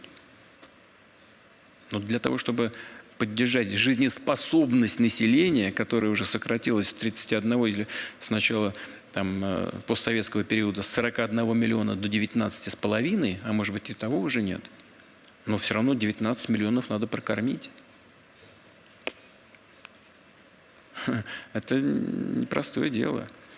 Европейские страны готовы взять такую экономику к себе, ну пускай берут. Мы никогда не были против. И до обострения этого кризиса, и сейчас не против. Но я уже говорил, что происходит внутри самой европейской экономики. Ну, это было бы очень благородно с их стороны взять еще и экономику Украины в сегодняшнем ее состоянии. Там же существуют определенные фонды, определенные процедуры выравнивания уровня экономического развития. Ну, я не знаю, да, сколько. Вот сейчас коллега из Венгрии выступал, сколько там сейчас Венгрия получает из этих фондов. Ну, ничего не получит, конечно, потому что все уйдет в Украину, да и не хватит ничего. Но никто ничего не будет получать. Никто. Значит, если уровень благосостояния понизился на 1,5% за последние там, пару лет, то он упадет вообще не только до нуля, а в минус уйдет. Тем не менее, я не хочу иронизировать, не хочу ничего нагнетать, просто это реалии такие. Но если это состоится, мы не считаем себя вправе как-то противодействовать этому и даже негативно высказываться на этот счет. Владимир Владимирович, а разве есть вообще грань еще осталась между НАТО и ЕС? Это в одни и те же страны же. Ну, я считаю, что все-таки ЕС – это не военный блок. Да и зачем им это все? переносить все на площадку ЕС, если есть НАТО, как вы сказали, это одни и те же страны. Они в рамках этой организации принимают соответствующие решения. НАТО, на самом деле, это прежде всего инструмент внешней политики США. Вот они спровоцировали конфликт до острой фазы на Украине, объединили вокруг себя своих союзников и сателлитов, на самом деле. Потребовали от них принять меры в борьбе с Россией. Те пошли на принятие этих мер. И сразу Соединенные Штаты воспользовались этой ситуацией в экономической сфере. Навязали свои энергоносители дорогие, приняли у себя решения, связанные с повышением привлекательности своей экономики и своих рынков. И чего? Это же факт. Многие промышленные предприятия Европы и Германии принимают решение переехать в США. Вот конечный результат всей этой цепочки. Ну, если... Я же знаю и уверен, это же многим не нравится в той же Европе. Все же это видят и понимают. Но сделать ничего не могут. Да и элиты сегодняшние европейские, судя по всему, не готовы бороться за свои интересы.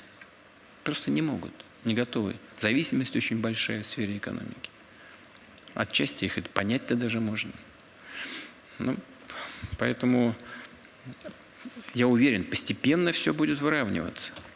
И те же Штаты, на мой взгляд, совершают колоссальную стратегическую ошибку. Просто колоссальную. Я же говорил на публичных мероприятиях разного рода.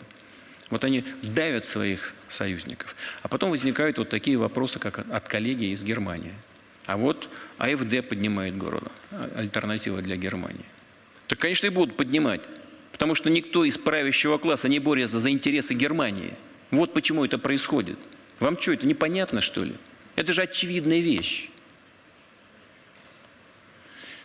Так что, ну, посмотрим, как эта ситуация будет развиваться.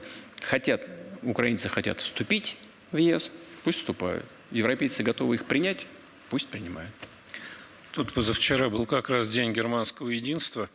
Я прочитал в какой-то газете, что там была большая проблема. На мероприятие пришел Герхард Шрёдер, и все действующие политики решали задачу, как не оказаться рядом с ним, потому что он ваш друг.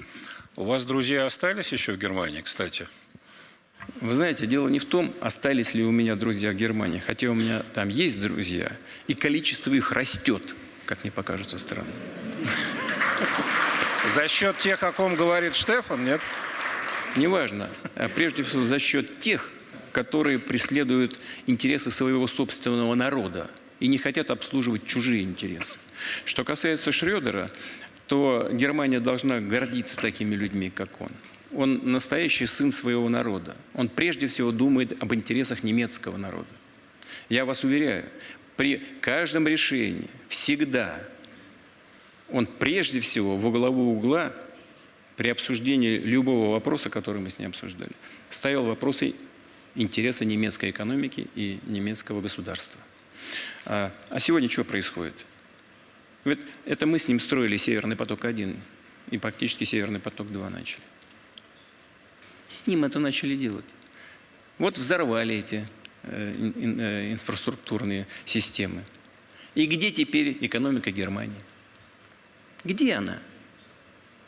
Так что вот те, кто от него стараются сесть подальше, подумали бы на тему о том, что он сделал для интересов своего народа, и что они делают сегодня. И каков результат? Так. Рахим, да, Ашакбаев. Добрый вечер. Знаете, извините, меня что удивляет? Честно вам скажу, меня удивляет, что такие люди, такие политики в Европе вообще еще есть, что они вообще сохранились. Вот это удивляет. Это вот я вам искренне говорю. Потому что генерация людей, которые в состоянии защищать национальные интересы, по-моему, просто самоликвидировалась, куда-то растворилась. Добрый вечер. Здесь на клубе «Валдай» было очень много дискуссий, которые констатировали несовершенство и несправедливость устройства мировой валютно-экономической системы, мировых финансов, мировой экономики. И большие надежды многие эксперты возлагали на БРИКС+. Не могли бы вы поделиться вот вашим видением желаемого, а самое главное, возможного устройства мировой валютно-экономической системы и какие дискуссии идут у вас внутри БРИКС и по поводу единой валюты? Спасибо. Что касается мировой финансовой системы, то она, конечно, не является идеальной, сбалансированной и отвечающей интересам подавляющего большинства участников международного общения. Но вот смотрите, я уже говорил об этом, повторю еще раз. На саммите Россия-Африка коллеги сказали о том, что наши африканские друзья упомянули о том, что кредитное бремя африканских государств, там свыше $3 триллиона, такое, что выплатить эти долги не представляется никакой возможности. Это просто не будет сделано никогда. Ну что же это за система международных финансовых отношений, которая породила такое состояние? Это же контрибуция какая-то. Это же не кредиты. Это уже выходит за рамки нормальных экономическо-финансовых отношений. А современная финансовая система, она породила такое состояние, довела до этого состояния. Поэтому я тогда в шутку сказал, что долги платят только трусы.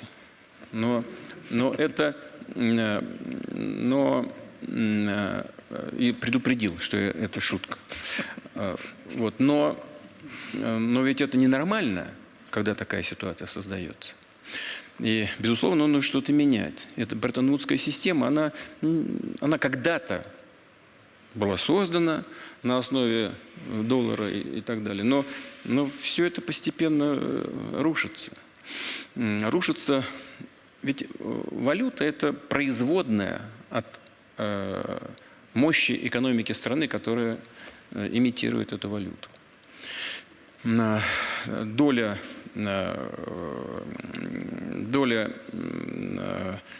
американской экономики в мировом ВВП сокращается. Это тоже очевидная вещь, это статистические данные. Доля стран БРИКС, я тоже об этом говорил, она по паритету покупательной способности в отношении доли стран «семерки» увеличивается. И увеличивается, особенно после принятия новых членов в состав организации. Это серьезное значение уже, разница достаточно серьезная. Да, экономика Соединенных Штатов, еврозоны, она основана на современных технологиях, доходы на душу населения гораздо выше, чем в развивающихся экономиках. Но тенденция-то какая? Там в рецессию и минус все уходит, а в странах БРИКС вот такой рост. Даже после ударов по российской экономике, и, видимо, они были рассчитаны на то, что страна просто развалится, экономика развалится, и страна, Россия, развалится. Мы не только преодолели все трудности прошлого года, но и в плюс ушли. Под 3% рост экономики. Значит, безработица 3%. Долги сокращаются.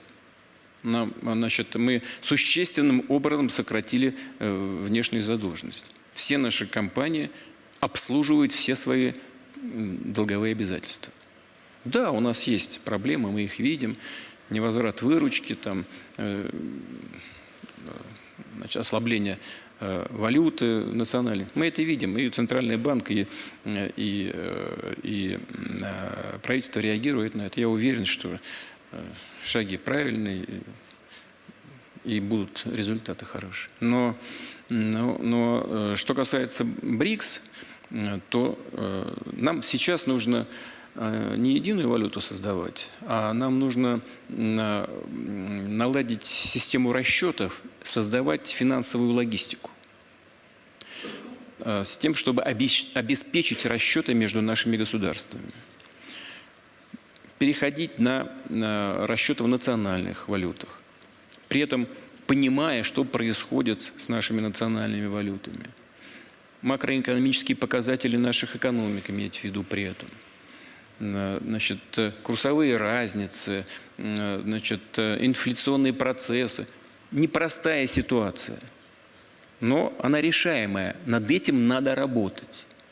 Вот мы вчера с экспертами с нашими обсуждали этот вопрос, в том числе и возможность создания единой валюты БРИКС. Ну, теоретически, да, наверное, это возможно. Но вот для того, чтобы к этому когда-то подойти, нужно добиться определенного паритета в развитии экономик наших стран.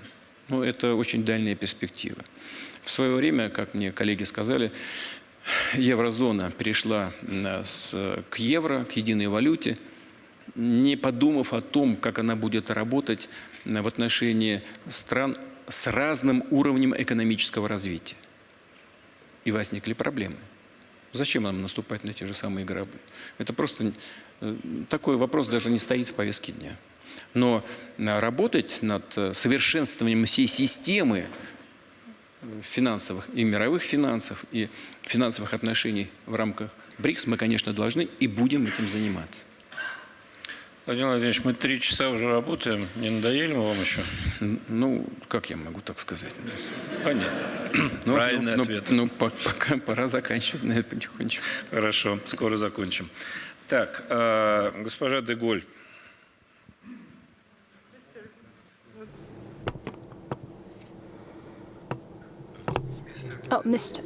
Господин президент, я Пьер де Голь, председатель франкофонной организации. Я истинный друг вашей страны, так же, как и моя семья. И я выступаю за дружбу между Россией и Францией. Все больше людей во Франции и в Европе разделяют те же точки зрения. Дружба и партнерство между Россией и Францией была одним из столпов политики моего деда. Я хочу восстановить это. Франция основана на основополагающих ценностях, например, семья, патриотизм.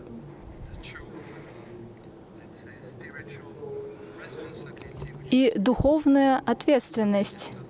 Это то, что сейчас уходит в западном мире. Мне кажется, что эти основополагающие ценности очень важны для создания мира и для взаимопонимания между народами. Поэтому мне кажется, что конфликт на Украине — это идеологический конфликт. Это даже конфликт цивилизаций, потому что, с одной стороны, есть западный мир, который потерял свою душу, который все разменял для эго, для сиюминутного наслаждения. История показала нам, что цивилизация не может так жить. С другой стороны, есть многополярный мир под эгидой России, Китая, Индии, африканских стран, арабских стран. Эти люди, эти народы готовы бороться за свои традиционные ценности, основополагающие ценности. Для меня, господин президент, это идеологический конфликт. Именно поэтому я считаю, что он будет продолжаться и расширяться. А как вы думаете? Во-первых, я хочу сказать, что для нас большая честь принимать в России внука генерала де Голля.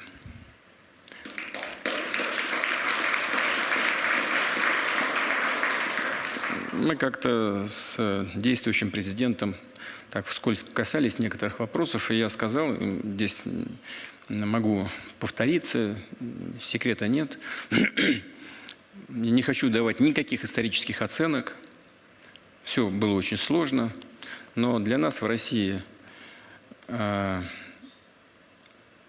несмотря на разницу в воинском звании, героем является не маршал Петен, а генерал де Голь. Потому что он олицетворял Францию и ее стремление к свободе, к независимости и к достоинству. И герои, летчики эскадрильи Нормандия-Неман. Да, сегодня ситуация иная. Сегодня во главе Франции стоят совершенно другие люди, и дело не в возрасте, а во взглядах на роль, назначение Франции, даже, может быть, на ее историю, на ее будущее. Не буду давать оценок, это не наше дело, это дело самого французского народа. Но знаю, что людей со взглядами, которые вы представляете, и истинных друзей во Франции, друзей России, немало. И количество их растет. Будет ли эта ситуация усугубляться и дальше с точки зрения развития ситуации в мире, с учетом того, что будет продолжаться, как вы сказали, такое идеологическое противоборство? Ну, оно никогда не закончится, это очевидно. Вот эти различные течения, какое бы обличие они ни принимали, они, конечно, всегда будут бороться между собой. Это очевидно. Но, на мой взгляд, все-таки осознание важности, неприходящее значение национальных ценностей и традиций, оно постепенно будет набирать обороты. И в европейских странах, да и в самих Штатах. И в этом смысле, я думаю, что да, противостояние идеологическое будет продолжаться, но все-таки будущее за национально ориентированными силами в мире. И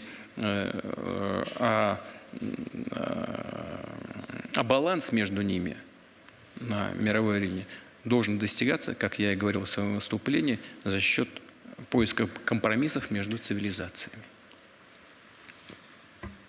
Уважаемые коллеги, давайте, время у нас действительно поджимает уже, давайте блиц, пожалуйста, очень прошу, очень короткие вопросы. Вы, пожалуйста, да, вот. Но вопросы все равно короткие. Да. Пожалуйста, попробуйте короткие. Я попробую, спасибо. Константин Старыш, Республика Молдова, парламентская оппозиция.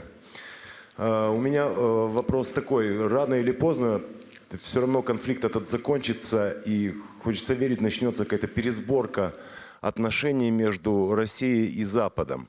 Я говорю очень эгоистично, потому что когда происходит такого рода конфронтации, в таких странах, как Молдова, такие страны очень лихорадит. Лихорадит и экономически, и политически. Так вот, хочется верить, что такой процесс перенастройки отношений, который определит судьбу большой Европы на десятилетия вперед, все-таки начнется. На ваш взгляд, Владимир Владимирович, какую роль могут сыграть такие страны, как Молдова, в этом процессе, и какое место они могут занять вот в этой будущей конструкции, которая возникнет в итоге этого процесса? Благодарю вас. Это зависит от народа Молдавии. Нет, я сейчас поясню. Если народ Молдавии будет голосовать за тех людей, которые хотят отдать значительную часть своего суверенитета другим странам, и плестись в хвосте этих интересов, то тогда они займут в соответствии с этим и будут занимать определенную роль. Вот, и будет не видно и не слышно. А если они пойдут по пути сохранения суверенитета, национального достоинства, сохранения своих национальных традиций, то, как я и говорил в своем выступлении, мы будем стремиться к тому, чтобы все страны, вне зависимости от их размеров, экономического состояния, имели равный голос, чтобы все относились друг к другу как к равным. Я не знаю, как это все сложится, но наша позиция заключается в этом, и именно к этому мы будем стремиться. Да, пожалуйста, вот здесь вот рука там была поднята. Нету там, да, мужчина приподнял руку, да. Угу. Кубат Рахимов, Кыргызская республика. Короткий вопрос. Мы видим успешный кейс создания газового союза России с Узбекистаном и Казахстаном. Вот в этом году уже, в октябре уже Узбекистан будет получать российский газ. Но у нас в Центральной Азии есть еще две проблемы. Это вода и энергия. Вот как вы, Владимир Владимирович, оцениваете перспективы создания водного и энергетического союза, в котором Россия выступала бы активным игроком и модератором процессов во избежание социальной нестабильности и даже вооруженных конфликтов? Спасибо. Что касается энергетики, да, и поставок энергоносителей, мы никогда не поставляли газ из России в Центральную Азию.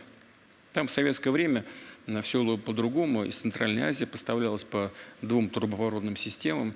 Вот. Но сейчас, с учетом роста потребностей, роста экономики наших друзей в Центральной Азии, они поставили перед нами вопрос, да, и изменения, климатических изменений. В этом году в Казахстане, в Ташкенте вообще было минус 21, минус 24, по-моему. Такого вообще никто никогда не помнит. Это просто невероятно. Но это было, а значит, может повториться. Поэтому нас попросили подумать о том, чтобы осуществить, начать поставку российского газа в эти страны, без которых, без этих поставок сложно, мы понимаем. Вот мы совместно это проработали. Казахстанские наши друзья занялись и реализовали план по восстановлению своей части трубопроводной системы. То же самое сделано было на территории Узбекистана. И «Газпром» должен был это сделать на территории Российской Федерации, в том числе перенастроить некоторые технические наши возможности. Потому что, повторяю еще раз, газ подавался в советское время в одну сторону, а теперь нужно его в другую подавать. Мы будем это осуществлять, вот уже так технически уже это сделано. В октябре этого года начнутся полноценные поставки, пока в небольшом объеме, но это критически важно и для экономики Казахстана, и для экономики Узбекистана. По 3 миллиарда кубических метров по году будем подавать. А потом можем и увеличивать. Да, существуют и другие проблемы. Это и энергетика в широком смысле слова, гидроэнергетика, это вода. Это все решаемые вопросы. Они непростые с экономической и финансовой точки зрения, но решаемые. Но решая все эти вопросы, мы, конечно, не должны забывать об экологии. Это все находится в поле нашего зрения, в том числе и с нашими киргизскими друзьями. Мы знаем об этом, мы работаем над этим. И вот с премьер-министром, с действующим, постоянно это обсуждаем. Надеюсь, мы увидимся с ним и на саммите СНГ в ближайшее время, и тоже будем об этом говорить. Так что все находится в повестке дня, мы понимаем, что это важно для наших стран. Кстати говоря, что касается поставок нашего газа в Молдову, вот я как-то обратил внимание, что кто-то из официальных лиц Молдовы заявил о том, что больше Молдова не покупает российский газ. Честно говоря, я немножко удивился, потому что условия, на которых мы поставляем газ в Молдову, это молдавские условия. Именно молдаване просили нас о такой формуле поставок и ценообразования. Это было именно молдавское предложение. И мы пошли навстречу, несмотря на все противоречия в сфере политики. Мы выбрали предложение молдавской стороны. Но надо решать, конечно, вопросы, связанные с долговыми обязательствами. Здесь это очевидная вещь. Но вот, несмотря на заявления молдавских официальных лиц о том, что Молдова прекратила получать наш газ, я вот у Миллера спросил вчера и сегодня, я говорю, слушай, а что они делают, что там творят? Им не нужен газ? Он говорит, да нет, как поставляли, так все и поставляем. Ничего вообще не изменилось. Что это за люди? Болтают языком. Там. Непонятно, зачем они это делают, и, по-моему, только наносят ущерб экономике Молдовы. Да. Пожалуйста. Да.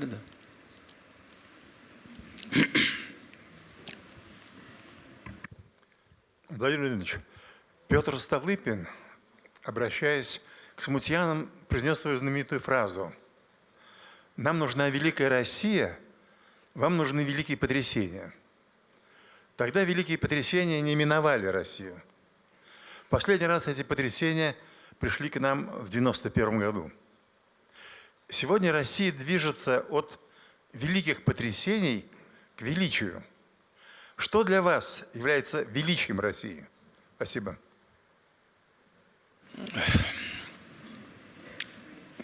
Мы все знаем вас как писателя, патриота России и такого фундаменталиста, я бы сказал, российской государственности. Что касается величия России, вы знаете, величие России на сегодняшний день заключается в укреплении ее суверенитета. А суверенитет основан на самодостаточности. В технологиях, в финансах, в экономике в целом, в сфере обороны и безопасности. И вот что я хотел бы в этой связи сказать. Те люди, которые начали зачем-то бороться с Россией сегодняшней после 1991 года, я отчасти сказал об этом в своем выступлении, я вообще не понимаю, зачем они это сделали. Только из-за самоуверенности, из-за глупости. По-другому никак не могу сказать.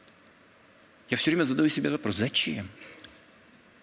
Ведь мы же руки развели, мы хотим, мы вот здесь. Нет, начали пытаться добивать. Зачем? Но, тем не менее, они начали это делать.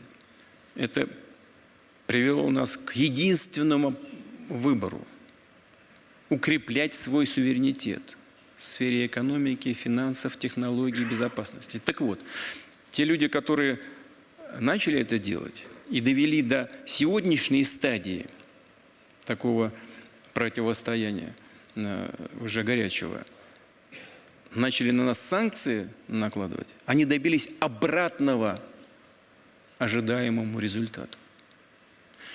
У нас происходит совершенно очевидное изменение структуры российской экономики. Вот я уже сказал, значит, ВВП, в структуре ВВП мы прибавили от нефтегаза 3%, а от перерабатывающих отраслей, включая, конечно, оборонку, но не только. Я уже сказал, значит, это электроника, оптика, машиностроение. 43%. Они ушли с нашего рынка. И, видимо, думали, что все рухнет. А нет. Все только укрепляется. Да, подросла немножко инфляция. Да, рубль у нас там колеблется. Мы видим эти проблемы. Но структура экономики меняется. Она становится на собственной базе более высокотехнологичной. И нам нужно сохранить этот тренд. И мы обязательно это сделаем. А на основе этого мы и дальше продолжим укреплять нашу обороноспособность. Мы видим эти вопросы, которые возникают, извините, прямо скажу, в ходе боевых действий. Мы видим, чего нам еще не хватает. Но мы наращиваем это производство. Причем по некоторым направлениям прямо в разы. Не в какие-то проценты, а в разы. И если мы сохраним вот все эти тенденции, а мы, безусловно, сделаем это, и мы будем опираться при этом на поддержку и доверие нашего народа, которое в том числе выражается в том, что у нас просто широкий поток добровольцев идет в вооруженные силы. У нас на сегодняшний день уже 335 тысяч людей, которые добровольно пришли и заключили контракты с Министерством обороны. И еще примерно 5 тысяч, чуть больше даже, так называемых добровольцев, хотя они все добровольцы, но добровольно приходят. Но просто это другая категория, контракты подписывают на более короткий срок. В целом это уже где-то около 350 тысяч. А в этом и проявление доверия людей к политике российского государства. Потому что все видят, что мы не занимаемся какими-то сиюминутными вопросами. А вся наша... Мы можем делать не все так, как бы хотелось. Но подавляющее большинство граждан видят, что все направлено на укрепление российской российского государства, российской государственности. Она многокомпонентная. Но тренд, очевидно, совершенно очевидно, тренд очень позитивный, правильный. Наша задача эти тенденции удержать. И мы сделаем это. Спасибо. Владимирович, а можно я встряну одну вещь? Раз уж вы затронули про добровольцев, просто вы недавно, у нас вот за тот год, что прошел, помимо всего прочего, одно было событие очень драматичное, попытка военного мятежа. И вы недавно встречались с представителями... Хотел на позитиве закончить, не даю. А это позитив. Я просто хотел спросить, теперь-то мы знаем, как с частными военными компаниями иметь дело? Вы знаете, у нас же это было журналистское наименование, частная военная компания. В России нет частных военных компаний, потому что нет закона о частных военных компаниях. У нас же их не существует. И не существовало. Значит, тот опыт, который был, он и был таким корявым, потому что он не был основан на законе.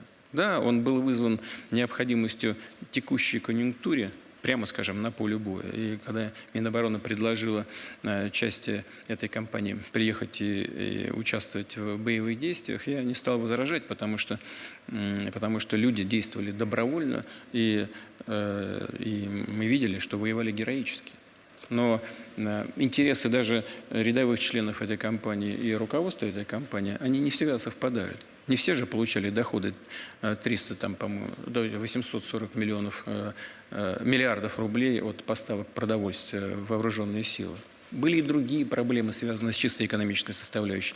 Но я сейчас не хочу в это вдаваться. У нас нет пока единого мнения в России по поводу того, нужны нам такие формирования или нет.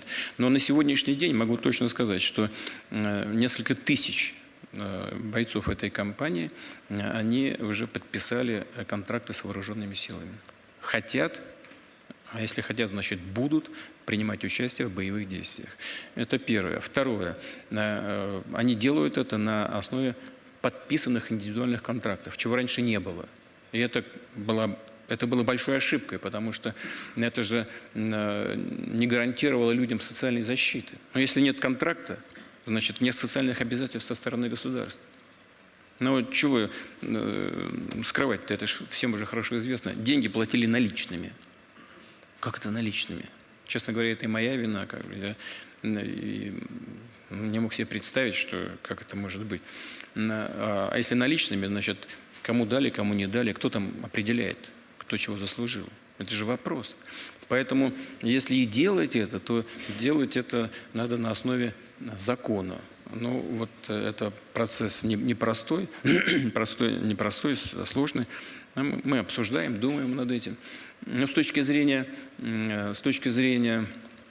во многих странах такие компании существуют, активно работают. И прежде всего они работают за границей, конечно. Мы все об этом хорошо знаем. Нужны они нам или не нужны, мы подумаем над этим. Но вот сейчас мы видим, что происходит на линии соприкосновения. Там российские войска уверенно себя чувствуют по многим направлениям. Двигаются вчера вот по всей линии соприкосновения на 12 участках. Мы просто не обращаем на этого такого фундаментального внимания, но это имеет значение. На 12 направлениях продвинулись. Где-то на 300, 400, 500, на двух участках 1500, 1600 метров на глубину. Но это называется просто улучшение своего положения на поле боя. Это вот такие тактические вещи, но они все-таки имеют значение. Поэтому нужны ли нам здесь частные военные компании?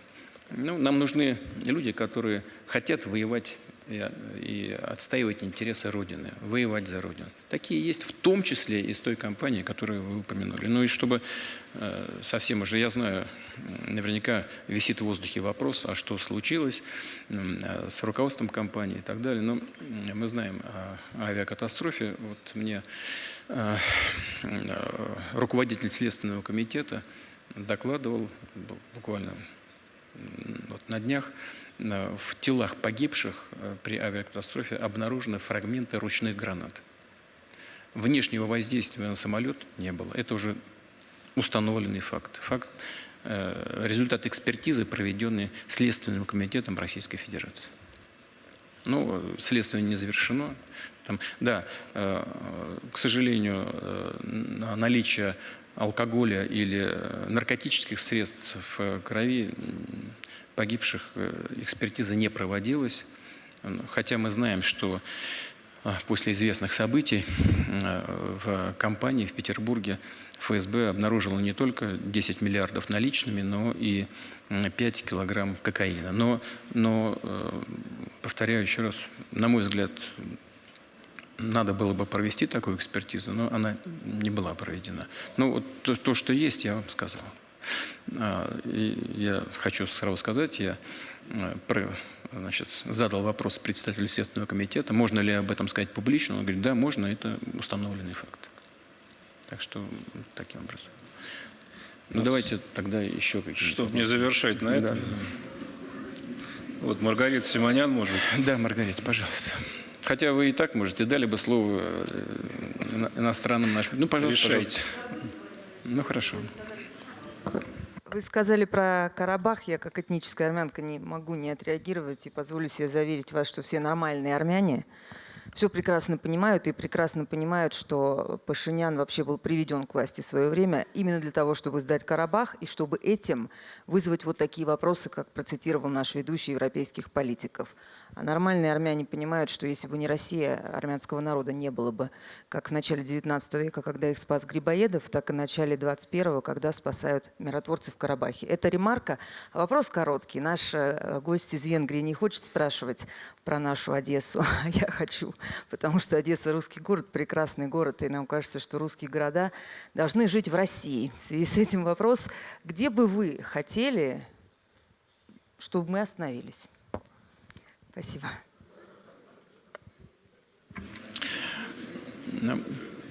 Первая часть вашего выступления.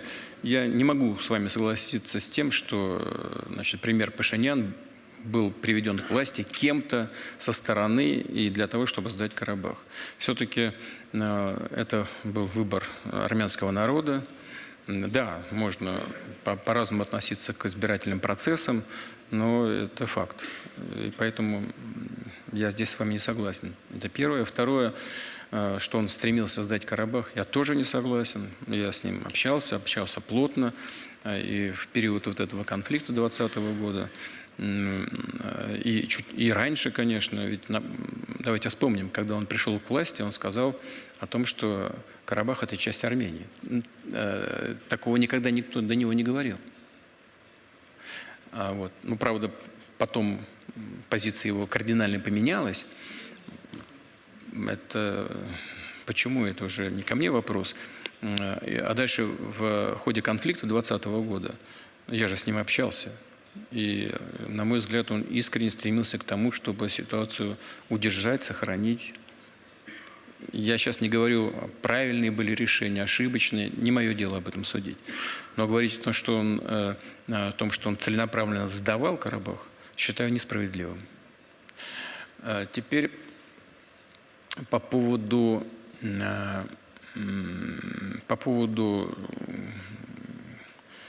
где нам остановиться. Вы знаете, дело не в территориях, дело в гарантиях безопасности народов России и российского государства. А это более сложный вопрос, чем какая-то территория. В безопасности людей, которые считают Россию своей родиной, а мы их считаем своими людьми. Но это такой сложный вопрос, требующий разговора. Вот с вашим мужем я боюсь разговаривать. Он такой, если не экстремист, то человек крайних убеждений. Но с вами мы подискутируем потом. Да, давайте, пожалуйста, вот сюда.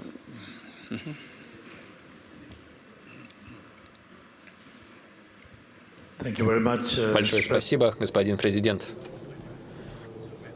меня зовут Мухаммад Аджевит. Я работаю в Исламабаде и хотел бы вернуться к выступлению. Мы поднимали очень важные вопросы. Мы говорим о позициях Запада и о необходимости диалога, конструктивного взаимодействия цивилизаций. Вы все время говорите, кто они, чтобы задавать нам вопросы или диктовать нам. И мы понимаем, что военные альянсы действительно изменили все соотношение сил на Ближнем Востоке путем нападений на разные страны, в том числе Афганистан, Ирак и так далее. Но есть серьезный вопрос. Если мы действительно строим многополярный мир, он должен быть основан на экономических аспектах. Вы говорили об энергетике. Вы смотрите на конкуренцию на рынках, и вы видите, что для населения, например, нельзя обеспечить более низкую цену, и тогда это преступление против собственных потребителей. И вот в чем мой вопрос. Возможно ли в ходе кризисов увидеть возможность для России, возможность создания нового экономического миропорядка? Я политолог, и мне кажется, что все дело именно в экономическом порядке. Тот, кто контролирует природные ресурсы, тот, кто контролирует все маршруты транспортировки, тот имеет и все рычаги контроля. И есть ли какой-то новый проект, как мы можем противостоять санкциям? Санкции действительно душат не только Россию, но и многие другие страны. Россия выживает, потому что у России много ресурсов, но есть и другие страны, например, в Африке и в Азии, и мы сталкиваемся с серьезными вызовами.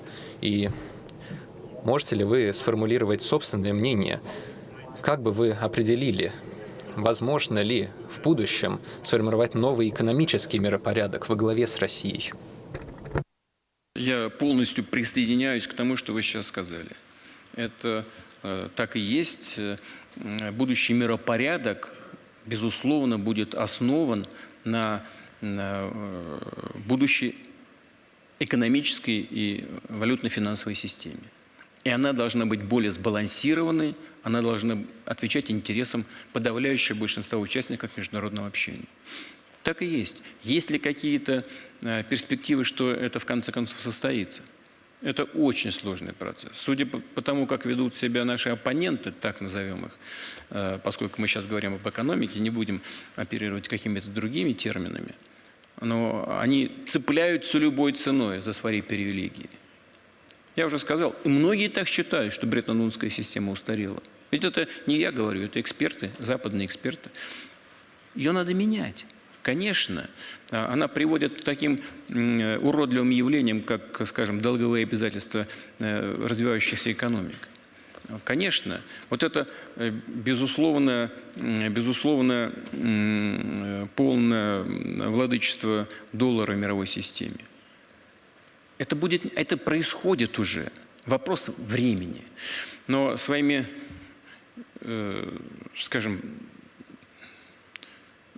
мягко говоря, непрофессиональными действиями, своим упрямством и